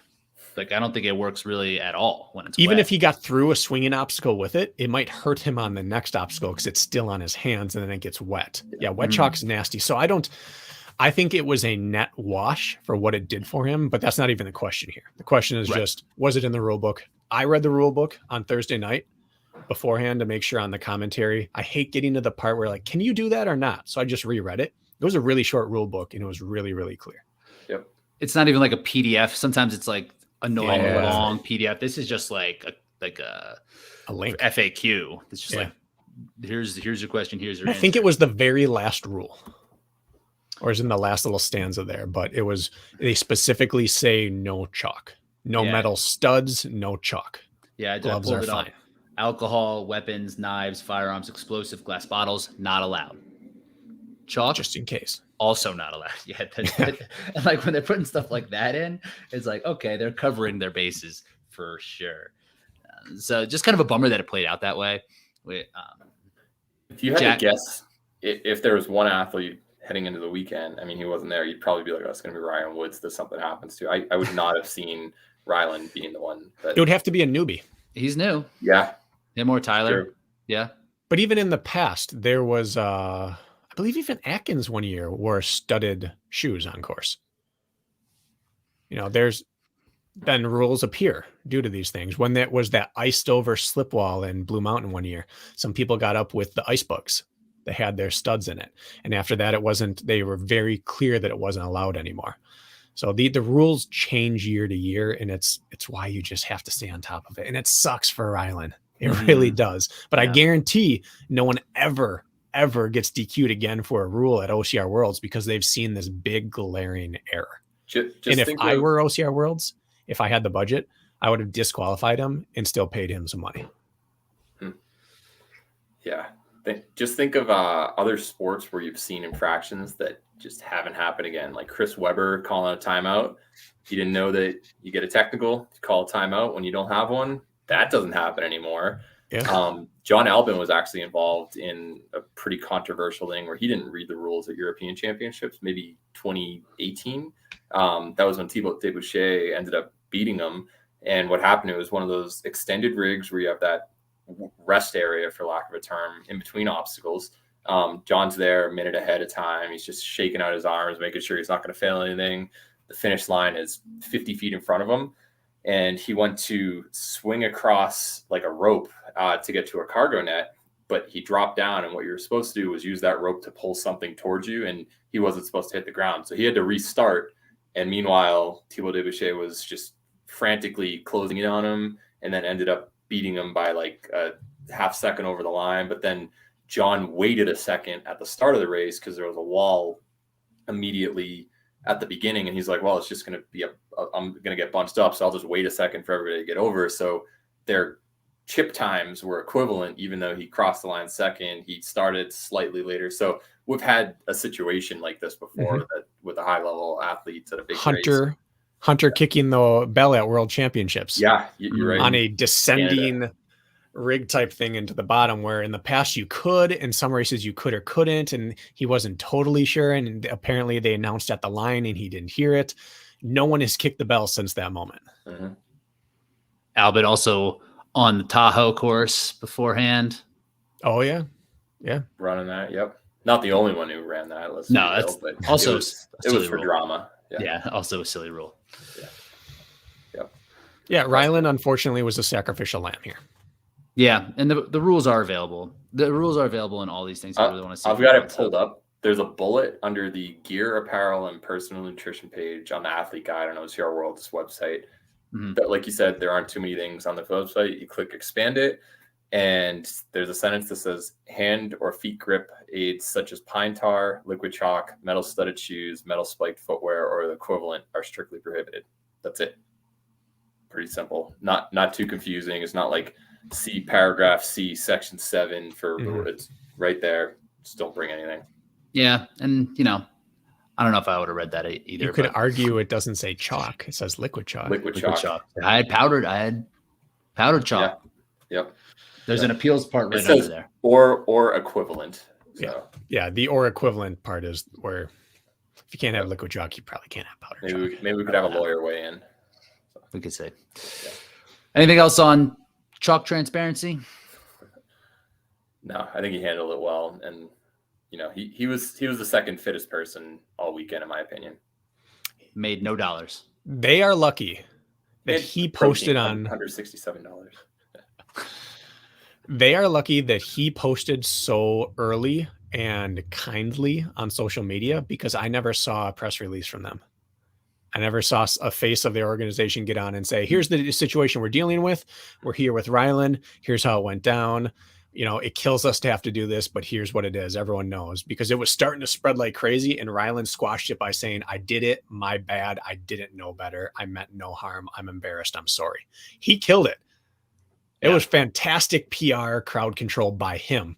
And OCR Worlds is lucky because I didn't see them make a post. On the contrary, it would have been better so that people would find out the chalk wasn't allowed, because Rylan was not the only person out of the thousands of people there who probably was like, I'm using chalk because my hands are going to rip. Guarantee you someone else out there used chalk. Not saying they did it, you know, to try to cheat or anything. They just probably didn't know the rules, but... And Bill's sitting there around the office water cooler this week telling anyone who listened that, man, this guy at my heat was using chalk and nothing happened. I should have been on that podium. Yeah, or I beat this guy because he was trying to cheat to beat me. It's like, no, that's not it. Sucks for Allen, though. I don't think chalk would help your hands from ripping. It'd probably even help them rip even further. Yeah, it just would help with the grip. Yeah. And it was dry also that day. But the other thing is that he took second by such a margin that he probably could have gone slow through every obstacle at 90 and been okay. He would have been fine. That's the real shame here, is that I'm sure it gave him the confidence to swing, but he could have gone through using baby steps with his hands and he still would have taken second. It's one rule in the past in Hyrox. We'll bring it back to that when Victor Quesada got disqualified for having his chip in his pocket. So did I. Yeah. You got disqualified for that too? Yeah. Cheating ass. So it didn't have. I took fourth. Didn't matter. We didn't hear about it. So it didn't really have a bearing on the race, right? Like that's not something that would matter. I don't think. And that was in the rule book, and I didn't do it. I got a giant chafing blister on my Achilles from it in the first one I did, so I put it in my pocket on a butt pocket on for the next race, and I didn't show up on like half the timing mats, and I was DQ'd. I call that DQ. You don't wear quarter socks? Crew socks? I didn't for the first one. I made a lot of mistakes for the first one, primarily with fitness and confidence. Most people's mistake is that was not a good outcome for that day. That's the one Jack Bauer. I watched him when I was rowing swerve off the course and run to go find a bathroom. And then, my God. Like 2 stations later, he passes me. I took a dump mid-race in a real bathroom because it was inside, and then ended up lapping Bracken at the end. I was like, how did wow, he is dying. He didn't lap me. And lapped, yeah. You unlapped yourself. Unlapped my whatever, yeah. I regained time. But I didn't get that's lapped. not in the rule book. If you gotta go, you gotta go. That's called the Riker, Jack. That's called the Riker. Yeah. And I like Jack that you brought up how you guys had some insider info on your broadcast, like that you were kind of saying how yours was better than ours, but then Bracken's like, I read the entire rule book and then it leveled it out. We still have like 100 more views. I never said it would be better. I think. I know what you were saying. If we had a baby, or just had a hybrid of the two of them. No, yeah. I know what you're Go saying. watch your video and just listen to our audio. That's the perfect way to do it. I haven't rewatched either of them, but because I was there, I was just like, it is what it is. Anyway, who's up next? Bracken? BK. Got anything for us? I have 2 ways I can go. I think I'm going to go with non-controversial. I'm just going to say the future is now. We've been waiting for this. It has been the same 5 to 6 names at the very top of the sport for like 10 years. And for the last 7 for sure, it's been the same. Hunter's quote of what is it? Come at the best, die like the rest. Something like that. Whereas like he's sick of it. He's seen everyone come up and try to take his spot, and he just keeps knocking them back down the mountain. And Atkins and Albin and Cody before him and Hobie, they did all the same things. They come out of retirement and they're right back up in the mix there. There's no leeway anymore. The future is now. If you spend time preparing for a mountain bike race, you lose 1% or 2%, and that's all it takes to miss a podium now. Like Ryan Atkins is so good, but the rest of the field is so good that they are spending their entire life around this now. And if you're not, you can't avoid those little hiccups anymore. Those little things that are happening to people. Lindsay has been so dominant in Spartan race this year, but we've seen Emma push her to her limit several times and then implode. Well, the person didn't implode this time. Lindsay had a hiccup and people went around, and Lindsay then also could have lost the 15K. So even though she still won, we haven't seen this type of thing before. The future is right now, and they're young. Didn't Atkins do a post saying that he's hitting times in his runs as best he could, and he was just frustrated because despite being in fantastic shape relative to where he's been in the past couple of months in terms of running, it wasn't enough, and he just couldn't hang with them. And you don't hear that often from a guy like Atkins. So clearly the sport has evolved, and you can't just show up and expect to do well. Right. And he's also evolved as an athlete, right? Like in the way that he may have been like approaching it when he was hitting those certain times would be different than now. So it's hard to do apples to apples. And that's one thing that's just frustrating with the sport in general, right? Like if you were a, 13, 10, 5K guy, and then a new person comes in who's a 13 flat 5K guy at their best, like say that's what Veerman could run. It's not like, oh, I don't understand why I'm not beating him because I used to be able to beat him. It's just clear. It's like, okay, because he can run 3.1 miles faster than what you can run 3.1 miles. It doesn't have anything to do with like the times that you're hitting. So it's hard to know when these things are changing because we can't see the evolution of the times. Like it's not as quantifiable. So there's always like this wondering that's happening. Like, oh, well, is Atkins not ready? Is Lindsay not taking like the obstacle serious? Like, what is it that's happening? Or are you right, Bracken? Is Veerman just spending that much time the way that the athletes before them used to and taking it to that next level, like Ryland being young, getting into it? Like, are the athletes just evolving? Are the athletes just better? It's both. I think about the amount of time that they both spend training and then divide it up into a pie graph of OCR versus other things. How much time is Tyler Veerman spending on other race style pursuits? You could argue maybe 50% of it, but it's mountain running. It translates. It's the same sport. It's just minus one of the skills. Right. Ryland, what are his other pursuits? Does he bike? Yeah, but his big pursuit is climbing serious mountains and jumping off the top and paragliding down or whatever it is. Right. Not even paragliding, just I think one of those skin suits or whatever. It's crazy. Whatever he's doing, the wing suits. I don't think he's doing that. Is he doing that? I think insane. I don't care. It's all point break stuff to me. He's jumping off of cliffs. He's going point break up there. But the point is he's running uphill like crazy and he's doing a lot of downhill as well. His sport adjacent things are truly sport adjacent. Right. And while cycling has always built up Atkins and Lindsay's engine, it's now to the point where it has to be sports specific engine. And we're seeing them have this is probably Ryan's worst year in terms of podiums missed in a while. And it's funny to say worst because he's still clearly one of the top 3 people on the planet. Right. But his US Series dominance, his US National Series dominance hasn't really happened this year. And he almost missed a podium, or he did miss a podium and then almost missed a second one. So it's just that the people around are probably getting close engine wise to what the top people have always had, except they're hungry and obsessive right now. If say, I'm trying to think of some sort of sport parallel where we don't remember like the regular season and all we remember is the outcome at the end. So like if you're just going to say Tim Duncan. That Tim Duncan scenario. The old Tim Duncan. They always sat him in the regular season. Who cares what the record was? He'd always show up at championship time and won like 5 or 6 championships. Right, but it would be like if Tim Duncan was playing every game and getting worked and then wins the championship, right? Yeah. Like that would be the parallel. Like, will we even remember these conversations that we're having if Atkins comes out in Abu Dhabi and murders everybody?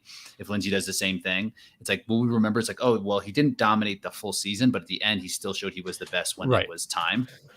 But that's that evolution of athlete throughout their career. You go from winning everything to now we've got to time it for championship series. Yes. And I'm not saying that that's where he's at, but this is the first season that's looked like that. When Cody Moe, Robert Killian they took that out. Yeah. And in order to do that, we'd already have to be discrediting OCR Worlds as a championship. Like if he wins Spartan, it whitewashes OCR Worlds. So like we're starting to change goalposts a little bit, and I don't think he needs that. He's so good that he doesn't need that. And we might look back in 2 years and think this was a down blip. Like he's figured it out again and he's back to dominating everyone. And he might just do that, but he's being chased by people who have his same skill set for the first time that I can recall. If you look at his monster battles with Cody, Hobie, Albin, Hunter, like what is the common denominator there is he's the only him in there. Rylan is him, but younger, cycling background, big, burly, lean frame, strong climber, nasty, fearless descender. They have the same skill sets in the same type of frame. He's never matched someone who has his same skill sets. And so he always has a clear advantage over people places. And he doesn't necessarily, he has to just beat them at the things that he's also good at. And that's tricky, I think. And these are the athletes that get remembered in time, right? The ones who change, the Steph Currys who changed the sport, right? Like looking at Atkins, like, okay, if I need to be as good as possible, if I want to be a world champion, I need to be like the world champion, like the best in the sport. Yeah. So now the athletes are going to evolve toward his skill set, like how we have seen everybody shooting threes now. And Atkins, and that's what makes him one of the best. So we don't have anybody in the sport right now who will necessarily change the way that the athletes kind of go about it. But he's now the beacon. He's the one that everyone's going to train like and kind of need to push toward.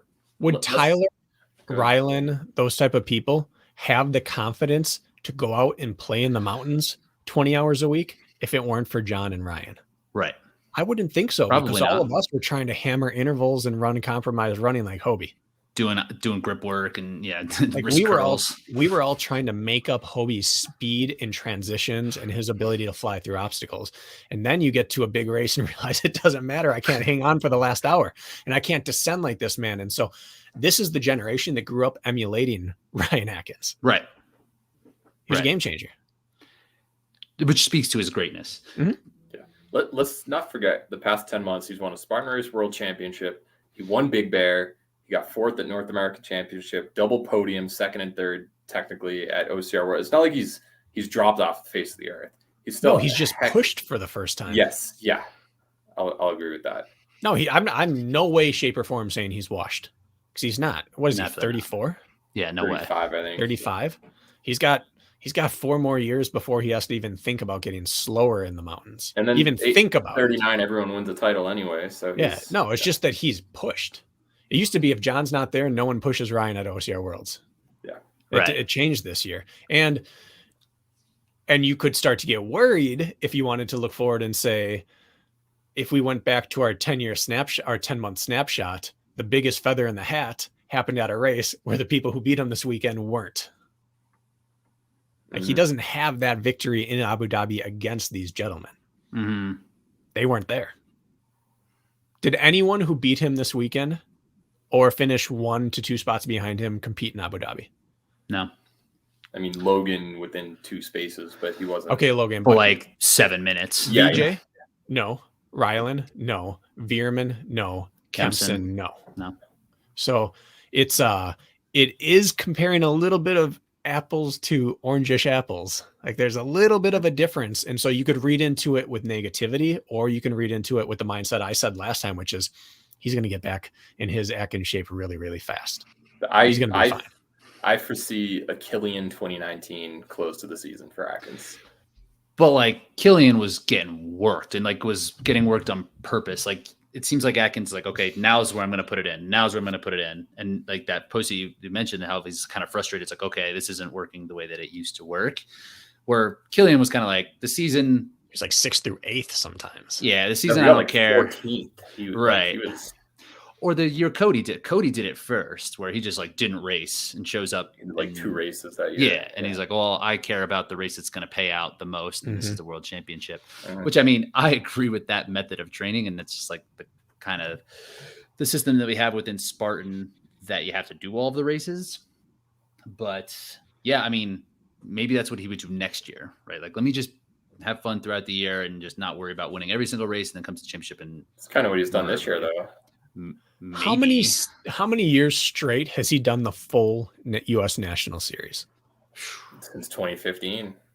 That's just outrageous. Crazy. How good he's been for how long? 7 straight years of racing every race for the U.S. National Series, plus regionals or OCR Worlds, plus a few ultra championships in there. I mean, That is a huge body of work. If he were a fighter, you'd start to question if he was shop worn at this point, or if he were a running back. Does he just have too many races in him? Yep. This isn't the case with him, I don't believe, No. but that is just a huge body of work. I could see Atkins being like the late stage career pitcher who doesn't have that top end fastball anymore, but develops, some tool or Throwing a a shooting knuckler. guard. What was that? Throwing a knuckler. He could Yeah, be like, so he not could be like, knuckler. he could be like Bracken in hoops now, just elbows down the post. Yeah, he laying might it just in, end up head fakes. throwing a splitter instead of a fastball as much, get some movement on it, or the shooting guard like a Russell Westbrook where he lost his athleticism. He's not going to develop, but some now other he people sucks. they adapted and they realize they're not. Yeah, don't make the comparison with Westbrook. No, He's I'm the saying opposite. he's going to be not what Russell. Oh, okay. Westbrook. I was gonna say. Where he's going to be like, I realize I'm not as explosive. For instance, I need to change a little bit. He's cerebral with that. And yet, I think that's a conversation 5 years down the road. The way we've watched him close out races, you can't fake that. He's as explosive, powerful, smooth, aggressive as ever. He's just lost touch early. And when you lose touch late, you don't have the engine for it. When you can't keep up at all throughout it, you're shot. But when you lose touch early and then you get back into it, it's simply a timing of your fitness thing in my eyes. It's just you're at the wrong stage of your cycle right now compared to the people you're racing. Right. How many years in a row did we see Atkins finish second at Tahoe or some world championship? And we're like, he just waited just a little bit too long. He just let the leaders, whether it was Woods out in front, Killian out in front, Albin. It's like, if only he just went 30 seconds faster, maybe that would work. But the man knows his body, and that was probably the best that he could do that day. Realistically, he might have felt sluggish or whatever, but he doesn't foolishly pace. He's always going to be there at the end.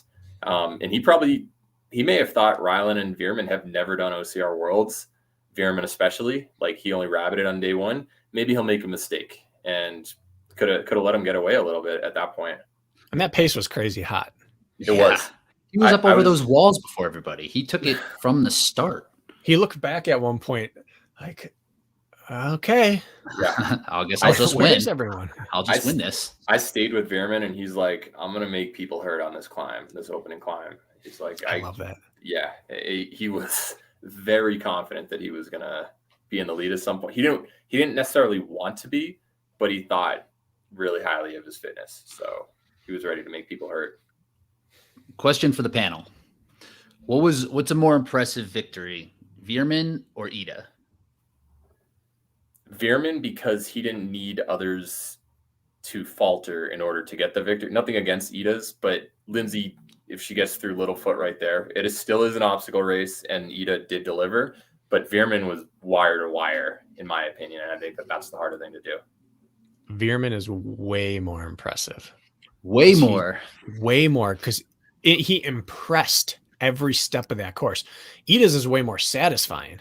Yeah. She deserves this championship. She gamed it. She executed perfectly, and she needed one thing to break her way, and it did, and she pounced on it. She was the best obstacle racer in that race. Yeah. And the best tactical racer too. It was perfect. Her race was perfect, and it was so satisfying to see her get hers. But Tyler was damn impressive. He didn't even say he felt good. He didn't even have to see the course beforehand. He didn't have to try most of those obstacles. He just went out and crushed people. So like I said, I stayed with Tyler. I asked him after, how fast do you think you could have run that? If it was like, all right, loop number 2 right after, what do you think he said? I bet it's the same. No, not the same. I bet within 5 minutes. So his finishing time was 1:31:43. He said he thinks he could have broken 1:40, and that would have been 4th place. He could have run another lap at 1:40. These are those things that sometimes, Jack, people tell you things, and then you're like, oh, that's the way it is. I believe it, though. I've run OCR Worlds 15K.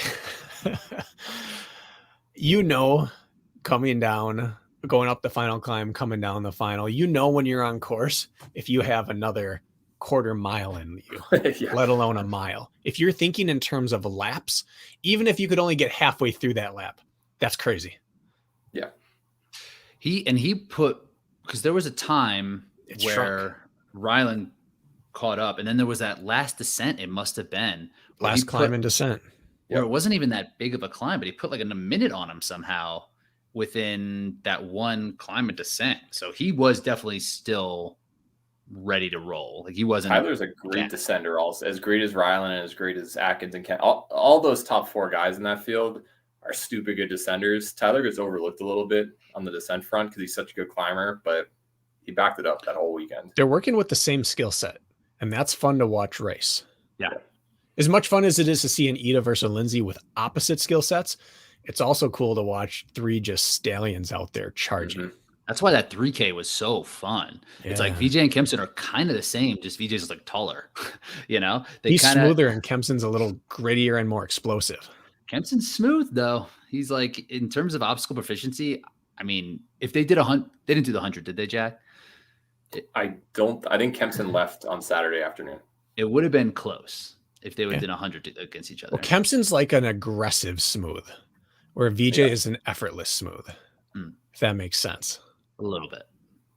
It sort of makes sense. Yeah. Anyway, looking ahead with these gentlemen to Abu Dhabi, I think you're going to see another clash like this, because if you had to design someone to handle sand, it's someone with an impenetrable engine. You have to be able to handle all that extra strain on yourself. And it's made for someone like a Rylan and a Veerman to do well, where you don't have to be the fastest, but you've got to be able to churn for a long time. And Rylan clearly can. And Veerman, it was prepping for a 24-hour race.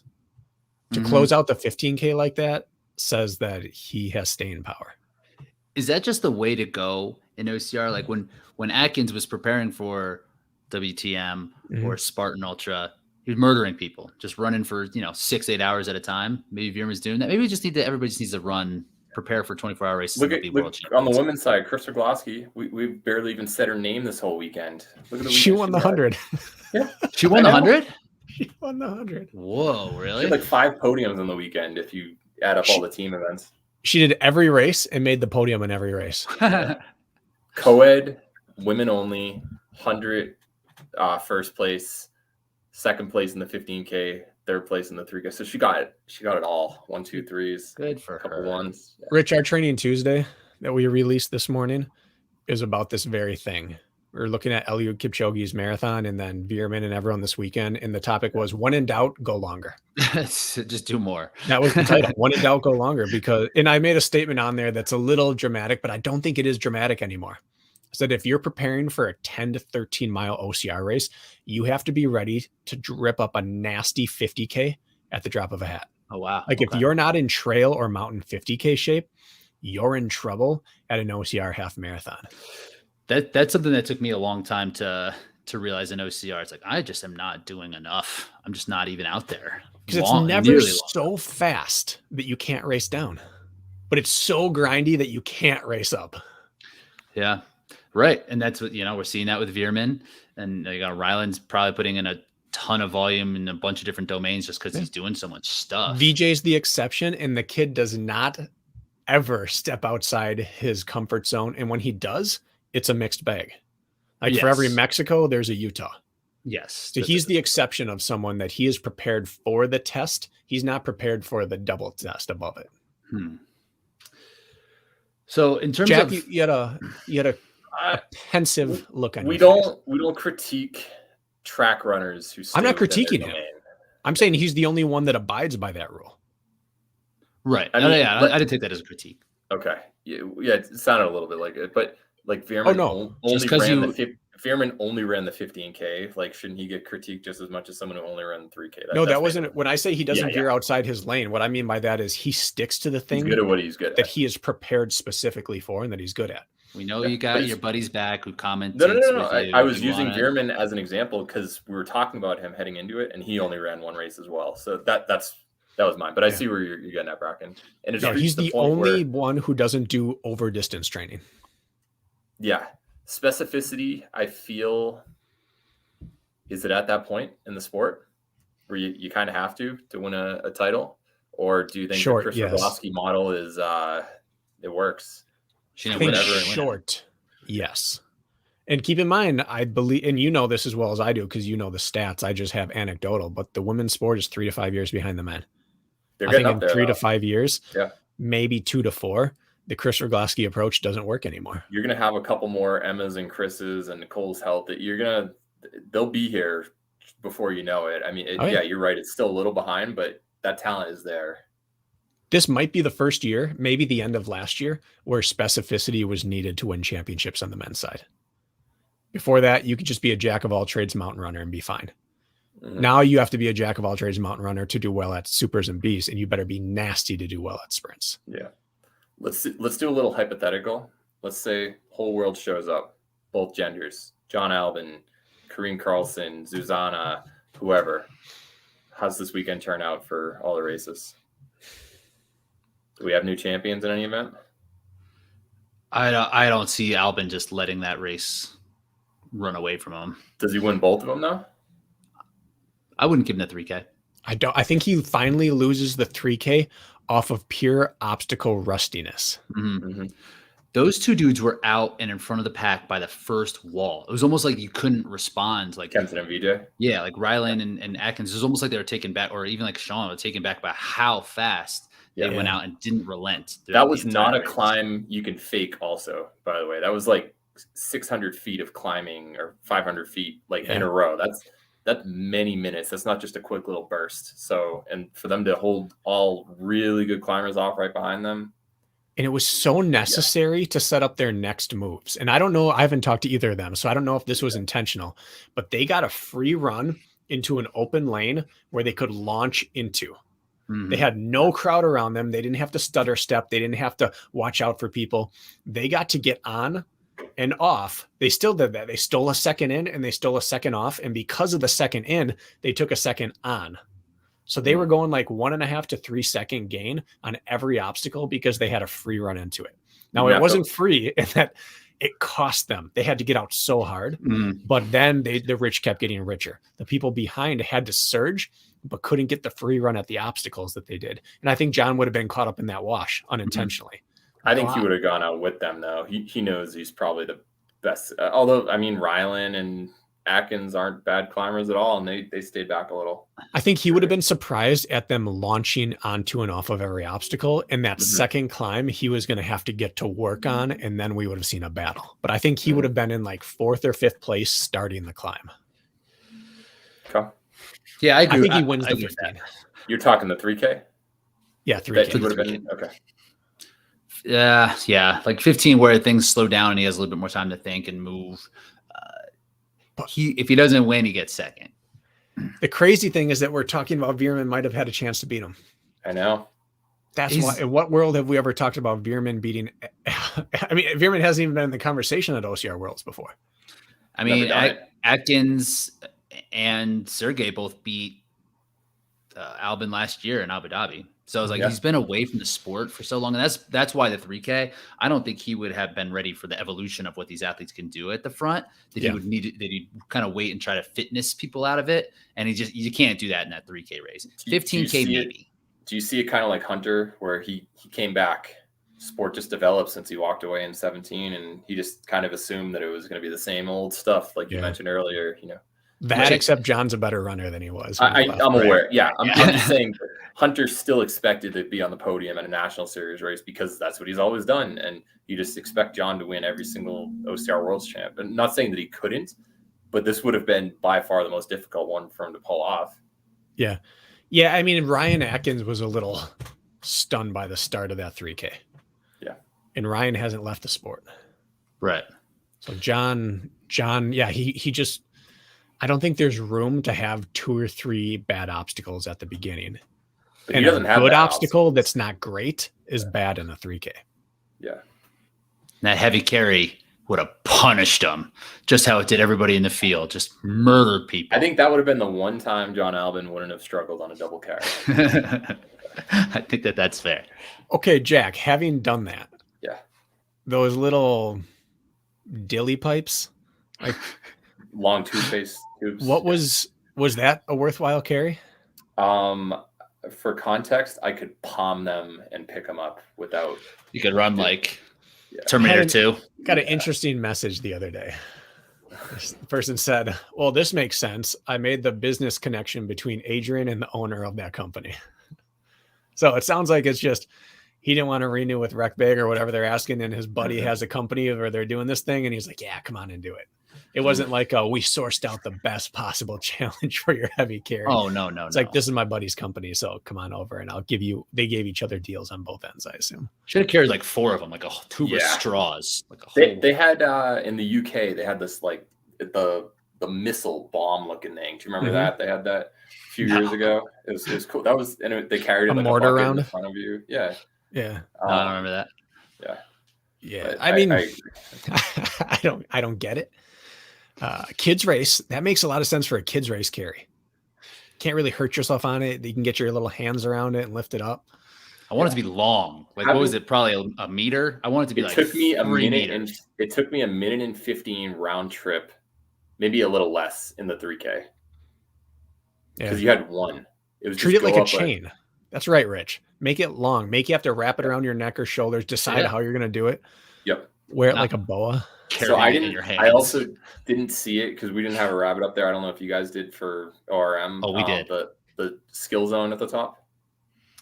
We caught a little bit of that with the other. So I did a hike to the top of it after the 15K broadcast just to kind of see what the course was like, and I did it. And it was basically you have one single one of those tubes, and then you go on a balance beam that kind of was not like up and down Z shape, and then go over one wall or 2 walls, and then crawl under a net, and that's it.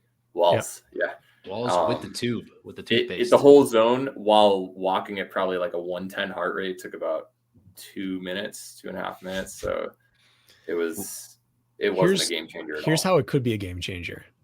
2 of them, you are not allowed to carry it above your waist or above your shoulders. It can't, like, it has to be in your hand. So armpits or below. It must be hand gripped. And it's like a 1/4 mile up and down carry. You're talking like crush grip?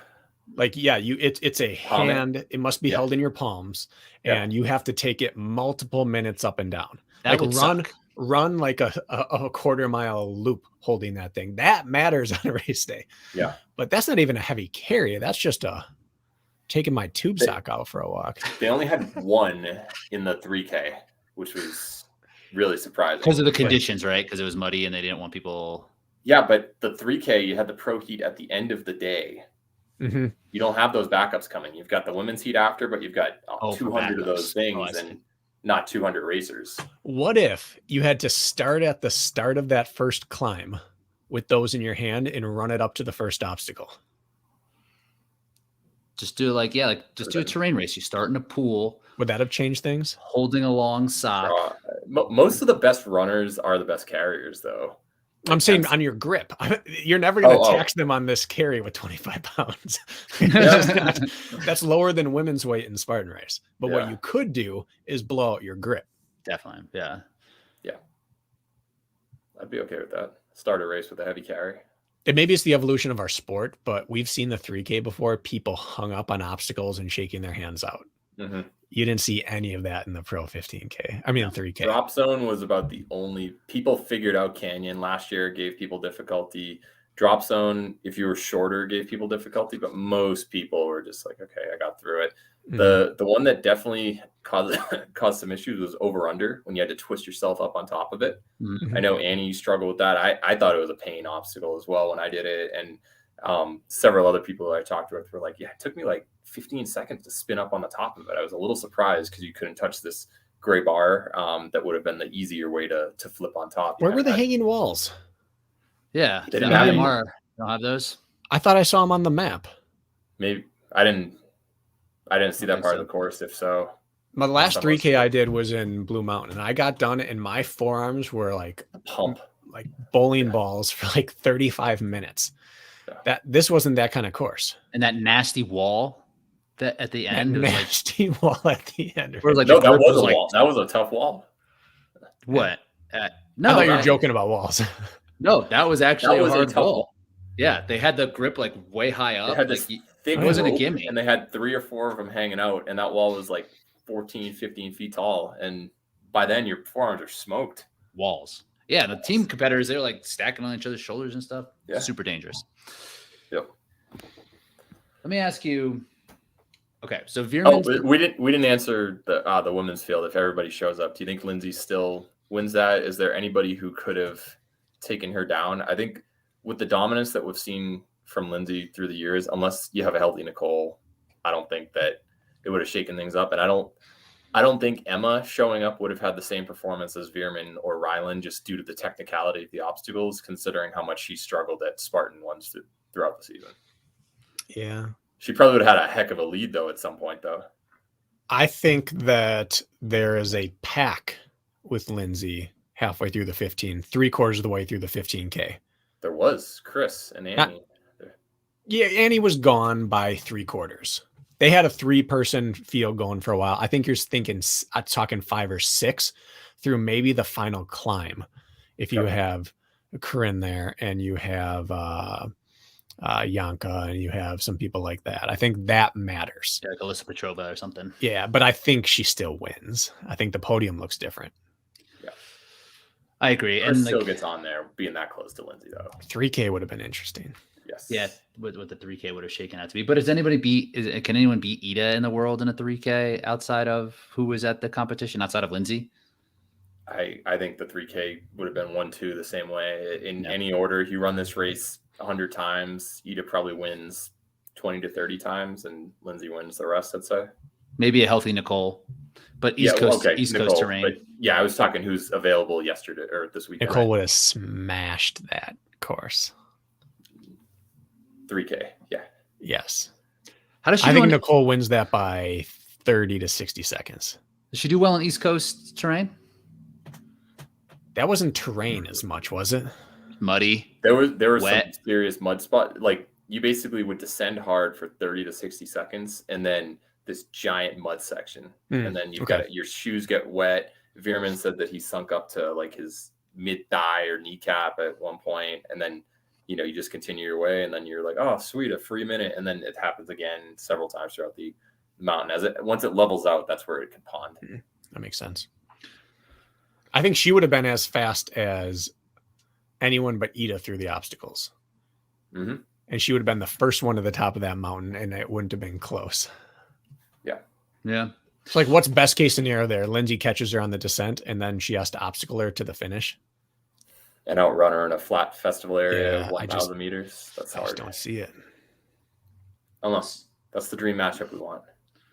So in terms of visually, we all got to see the race. What Veerman did was super impressive, right? Like, took everybody out, hammered from the start, didn't run out of juice, expanded his lead later after it kind of closed. Definitely more impressive. But on paper, if you look at what Ida's win, I think is as good of a win as anything we've seen over the last 3 years since Nicole may have done it. And even at that time, Nicole had beat her earlier in the season, and Lindsay was hobbled. Like, this was a healthy Lindsay at basically the peak of her powers, even though retired, quote unquote. Mm-hmm. But this on paper, I think, could look down the road like a better victory. Cements her place in the sport. We had that Mount Rushmore conversation, and Ida was on the fence of whether she belongs. She's got a world title now and took down the greatest of all time in her gender to get there. I don't think there's anything else she could have done. I have the list. Maybe not Mount Rushmore. I have the list still available exactly for this reason. Right now, our top 4 are Lindsay, Susanna, Nicole, Amelia. And then that was yours, right? No, I think I moved this around. Okay. Right? There's one ripe name on there that's going to get supplanted in the next few years, and that would be Amelia, just because she had a smaller reign than these women are putting together now. Mm-hmm. So let's see where we think Ida would now mix. Then we had Karen. Yeah, this is a group effort because I didn't even have her on the list. Jack, how dare you? And then Karen Carlson, Rhea, Claude, Faye, and Ida at 9th. That's not what I had. That was your list. This is our collective list. Ida at 9th? Oh. That's what we had. Oh, collective. Okay. When we talked about on the episode, I know first, Jack, second, and third place votes. This is the way it worked out. Okay. Yes. Yeah.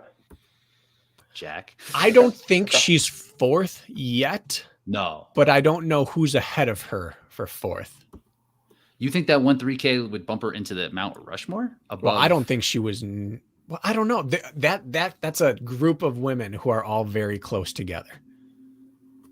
But she's beating all of them now. I think she jumps Faye, at least in 8th. Does she pass Claude? I mean, that was your bracket. You were out on Claude. You're like, she's out. Does she pass Claude up to 7th? I don't know if she's out. She just has she has the staying power of world championships, but they're old now. Does this one supplant it?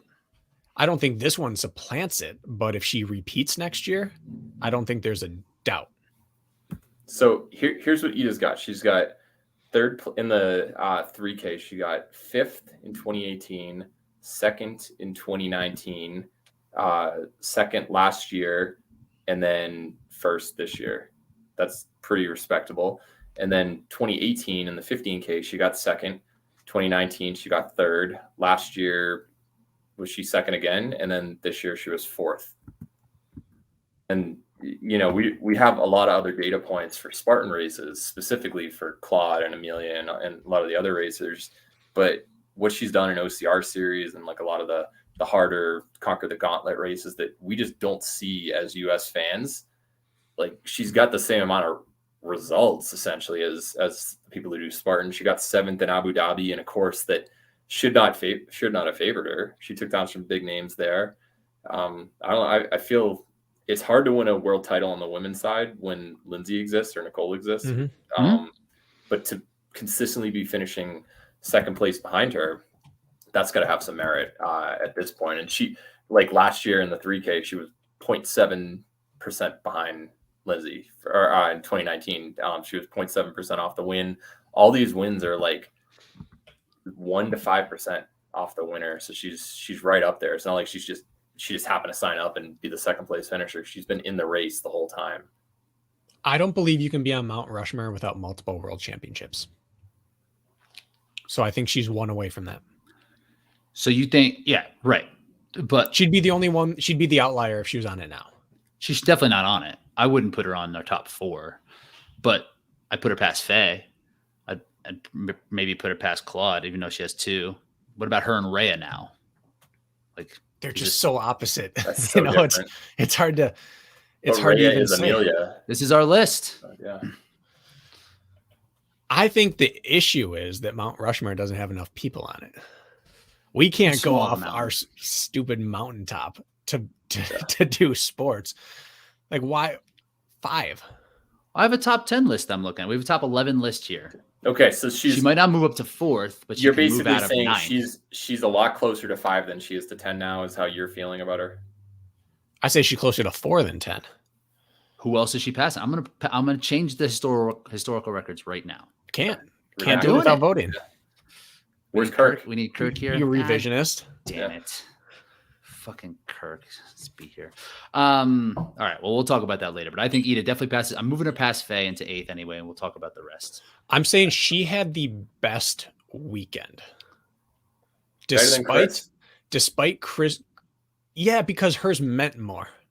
Chris had the best overall everything.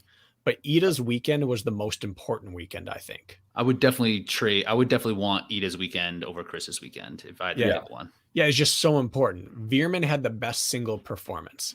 Yeah. Ida had the most important weekend. Chris had the most incredible all-around performance. And I think Kempson had the most Kempson performance of the weekend. Yeah, he impressed me in that 3K and that 15K. Yeah. How well he did.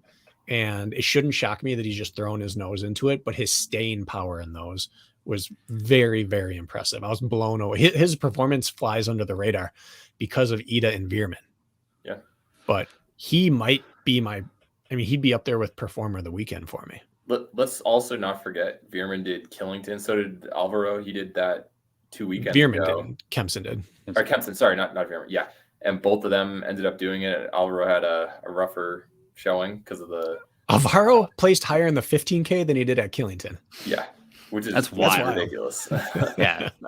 I mean, he responds well, I suppose. He looked so cold out there also, but so let's look at the men's list. This is our historical data. Here it is. So this is what we had, like 2 to 3 different tiers on the men's side. VJ's getting really close to that tier 1. Exactly. So we have Hobie, Atkins, Albin, Killian, Cody Moe, and Hunter was kind of hanging there.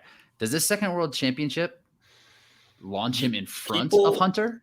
People were basically saying, well, he didn't beat Albin, so his world championship didn't matter. Albin's had 2 opportunities to show up to this one. He's not showing up because he's scared to race anybody. He would show up, and he has his reasons for not showing up. But you can't fault VJ for who he didn't race at this point. He has taken down Atkins, Ryland, Veerman, Kempson multiple times. He's beaten basically everybody on this list at some point, and he's been arguably the best racer in the U.S. the past 2 to 3 seasons. I think he potentially get moved into number 6 right now ahead of Hunter. I think we're running into a labeling issue. This is starting to become like, who's the greatest track and field athlete of all time? Yeah, it is. That's what we're doing right now. Yeah, which is always going to be a losing effort. It's starting to get to the point where we need categories. How do you compare VJ better than Kipchoge, for instance? It's like they're so different. How do you compare Hunter to VJ? Or Cody to Isaiah Vidal? I'm going to go ahead and send you the link to our previous episode where we talked about how we did this. I know, and I was there. It's just you can't win this conversation. For example, Cody, Hunter, I would say to an extent, Ryan Kent, myself, Isaiah, we are now bound for nothing but downward movement because we haven't been doing OCR. Right. I haven't done a race that mattered in 3 years now. Ryan Kent and Hunter have done one OCR race that mattered in the last 3 years. Now their hybrid space has placed them on Mount Rushmore there, but they're quickly going to lose their spot here. I'd probably argue against myself being in tier 3 at this point, along with Isaiah. How dare you? There are some people. Richard Hynek is much better than I am. He needs to be on there. Thomas Buell needs to be up there. There are people who are just actively better, and their careers are approaching the depth of career I have. We're being punished we should be punished for not being active in the sport. Right. That's just how the historical context will play out as this thing progresses. Right. Hobie can only get passed by Atkins. He can't then get back up to this top spot. So what you're basically saying, you just elevate VJ. You don't take Hunter down. No, what I'm saying is that, yeah, you would probably be able to, because Hunter never won world championships outside of hybrid. Right. But he and Kent shouldn't be punished for going hybrid because it was billed as OCR. So if their career second half is all hybrid, and if that doesn't factor into it, they have to move down. And if it does factor into it, well, it's almost like hybrid racing right now is what Spartan race was in 2012, 2013. So it's just a very different conversation, and I don't know how you have it. And we'll have it then when we can put our top 10 list for hybrid racing out there. We'll do it then. How about we just move VJ up into the next tier? I think I'd put him up there. How's that? Now we have 7. There's no rules of how many we need to have in each tier. He's not passing Hunter yet. We say that Hunter is up there because of what he's done in hybrid space as well. Well, that's a specialty, and VJ has dominated races under 75 minutes for like 5-6 years. And he won that U.S. National Series. He's won U.S. National Series races. I don't know. VJ's probably putting together a little bit better of a resume at this point. Hunter's won U.S. National Series races. Yeah. How many? Asheville and Monterey. Maybe Hobie beat him that race. I think he only has 1 or 2, but those are the 2 that I can think of. VJ's has way multiple more seconds. Yeah, no, Hunter has the lowest average place, always there, but he never ended up winning them. Mm-hmm. He had 1 or 2, always on the podium, no matter who showed up. But yeah, this is for a different day. This one, but personally after championships into this list 1 at this point. Do you guys agree with that? Yeah, it's got to be. When Kirk comes back, we'll take a vote if he should pass Hunter or not. Do you want to know what this has me thinking of? Later this year, the Okras are going to be a very difficult choice for a lot of categories. Okras are going to be fire. Yep. Absolutely on top. My top tier list definition is now, if there's a world championship and the whole list is there, who's already talked about as having a podium spot locked up. So in this current day and age, it's Atkins and VJ. Yeah. They're on there. Any race they show up to, they're talked about as, all right, that podium spot's gone. Mm-hmm. So VJ deserves to be in that tier. We'll see when VJ shows up to Hyrox LA for putting him on that podium. That's right where we decide is hybrid OCR or not. It's definitely gonna have to split. Like we're gonna we'll write that book when. And what is the definition? What's the splitting point? I think, is it compromise running with strength or compromise running with real strength? That's kind of the. Well, there's no obstacles. Yeah, I think no obstacles. Yeah. No, it's a separate thing, but you can do well in DECA, for instance, with an OCR background, but you're probably not going to do well in Hyrox unless you truly train for that movement. Mm-hmm. Yeah, it's still hybrid. We'll just weight. Yep. Hyrox more than DECA. Yeah, I think. Okay. Yep. All right, so we'll vote on this later. So I have to run soon. Next week, I was thinking we talk Hyrox. We have the first Hyrox race in the United States this weekend in New York. Did you guys see that course layout? Yeah. No. What's it like? Let me pull it up for Outdoor. Outdoors. Yeah, I heard that. And it's like a squiggly line. It's absurd. I'll show it. I'll send it. I'll show it to you. Remember to. It's gonna be slow. I have a feeling. I don't know. I don't think there are more turns than a typical because you usually have to do 3. There's definitely more turns. There's more than 12 turns. Well, it depends on the course. In Dallas, we had 8 because it was. So this is a. All right, let me just pull it up and show you, Jack, so you can take a look at it. So yes, it's outside. Here we go. Remember, subscribe to YouTube. So you start here, that yellow start, and it's a big long straightaway, and then it's a 90-degree turn. 90-degree turn. There's only 7 legit turns, but you do this twice. Oh, it's 2 laps out there? It's 2 laps. Oh, I thought that was 1. I thought that was 1,000 meters. That's me too. I thought I thought it was 1 too, and I was like, okay, it's on pavement, big long straightaways. Like this could be okay. Like there's like almost 180-degree turn at 2 points. There basically is, and a bunch of 90-degree turns, which in a regular Hyrox will always be 90. This is like basically 2 hairpins, and. Who's the course designer on this one? It's too that they need to just get a new venue. So you have 14 legit turns along with 1, 2, 3, 6 semi turns. And that doesn't count the turn that exit out onto the course. Right. That hairpin. Who's running this one? On the men's side, we got Magida. We have Jared Newby will be his first go at it. So we'll see how that goes. I think Dylan has some personal conflicts here. I don't think Dylan's going to make it. And I'm not exactly sure. I thought Austin Azar was prepping for this race, and he could be, because he's a big dude with a big engine, so he could do well. Jared, same way, big dude, big engine. Easy wall balls for them. Seriously. Tap it. How about is Tara? Is she going to be doing it? I don't think Tara's doing it. On the women's side, Alondra Greenlee will be doing it. Bridget Brown's going up. She'll be doing it. There's another athlete in Noob Sanity called, her name is Meg Jacoby, who's going to be like really, really nasty. So she'll be one to look out for in the top heat here. Camilla, Jack, what's Camilla's last name? Wasn't it Massa? Yes, Camilla Massa will be there, who was in the top 15 last year. So it's going to be a good race. But man, this course, the rock zone looks small, which I guess is something. It is something. That is something. But it will be an interesting course. So I want to talk Hyrox next week. Maybe we could do like a season preview. We can recap this and do a preview of what we think for the entire race. Should you go into RC Elite Ones on this since you get to run outside? Maybe. I probably would. You're not going though. I'm not going. No. But yeah, probably the RC's on this, because it's not polished concrete, and you could still have. I've been running in the Puma Fasters. I kind of like that shoe, Rich. Interesting, and it has fairly good grip for a super shoe. Yeah, it's way more stable than I expected it to be. What's it stacked? I couldn't even tell you. I find the Puma shoes feel lower than their stack. Huh. Interesting. They don't feel like you're up there. I have like an ongoing conversation with a guy on Instagram who is testing out a bunch of these shoes too, and he said he's going to do one of the Puma shoes in his first race as well.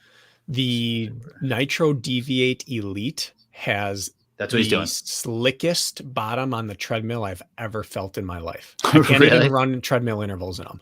They're like plasticky feeling. On pavement, they grip the heck out of it, but on polished and on the carpet, I think it'll be horrendous. Really? Truly horrendous. You said that's a Puma brand? Yeah, Puma. That Hyrox's sponsor? European sponsor. Oh, gotcha. So, but the Faster has a better, less plasticky bottom. It's a heavier shoe for sure. The Deviate Nitro Elite is super light, but it doesn't feel like a super shoe. I'm not sure how much weight matters for this. You know, like I think just wearing a regular pair of trainers if it has a bunch of rubber on the bottom is as good for anybody. Yeah, I would agree. Anyway, I'm just saying that this is a shoe that I did stairs in it the other day. The second half of my stair workout, I threw them on to see, and I could descend downstairs in the Fasters, the Fast R. And that's that decoupled one that looks that weird looking one. And I could run downstairs in those. Okay, cool. I might take a look at those. Speaking of running downstairs, Bracken, you going to try to get a stadium podium this year? Oh, girl, I don't know. I know we had that talk. Wasn't sure if you decided yet. I don't know. I feel like it's time to just race myself into shape. Just get out there, old school track and cross country style. Yeah. So I don't know. I did a 5K tempo run, 4K assault bike, 3K row on Saturday just to see where I'm at, and I am not fit. I was you break 20 in the 5K. I went 1750 in the 5K. Like a tempo pace? Yeah. But it was certainly faster than a tempo effort. It was more like probably like a 90% effort the last mile. And the rower I want to say I was like 1155 on the 3K. Oh, so you were only holding about 159, 158 throughout. Yeah. And that was again above tempo effort. So those are the paces I'd like to feel at true, like, oh, this is a good tempo. It was above. So it's only going to get better from there, but it's certainly, those aren't the kind of stats you need to put down in order to make a podium in a race. Not anymore. Maybe for a stadium, who knows? Stadium's a whole nother animal. Stadium's a whole nother animal. You can get out. You can roll out of bed in the stadium there. Absolutely. On the I'll be at 50. Stadiums. I'll be at 50 snagging podiums at a stadium. But what was the guy's name? Krar? Maybe the Jeff Krar. Jeff Krar, yeah. Jeff Krar Stadium. 50-year-old. You talk about metrics that don't necessarily translate over. Stadium success for me has no bearing on being in OCR shape. Yeah. A lot of know-how, a lot of skill, some tricks. So you had talking about doing more is better on running public. And you had Ian Caskey on Friday, right? Yeah. Faster at 40. Check that out. He just broke another record. He just went 32. 52:30, I thought, for a 10 mile. Roughly. 52 mid and a 10 miler at 41. It's pretty good. Almost Rich Ryan territory. Almost. I can hold. And he took like 5th or 6th or something. That's a tough way to run a 10 mile. Oh, it fell off the back. Yeah, I think you're in no man's land the last 5. That's a tough way to run the pictures that he posted. So he looked alone. Yeah. Well, all right. I think we did a good job. So we'll catch everybody next week. This is us signing off. Hopefully. Kirk will be here, I think. Yep. All right, dudes. Talk to you later.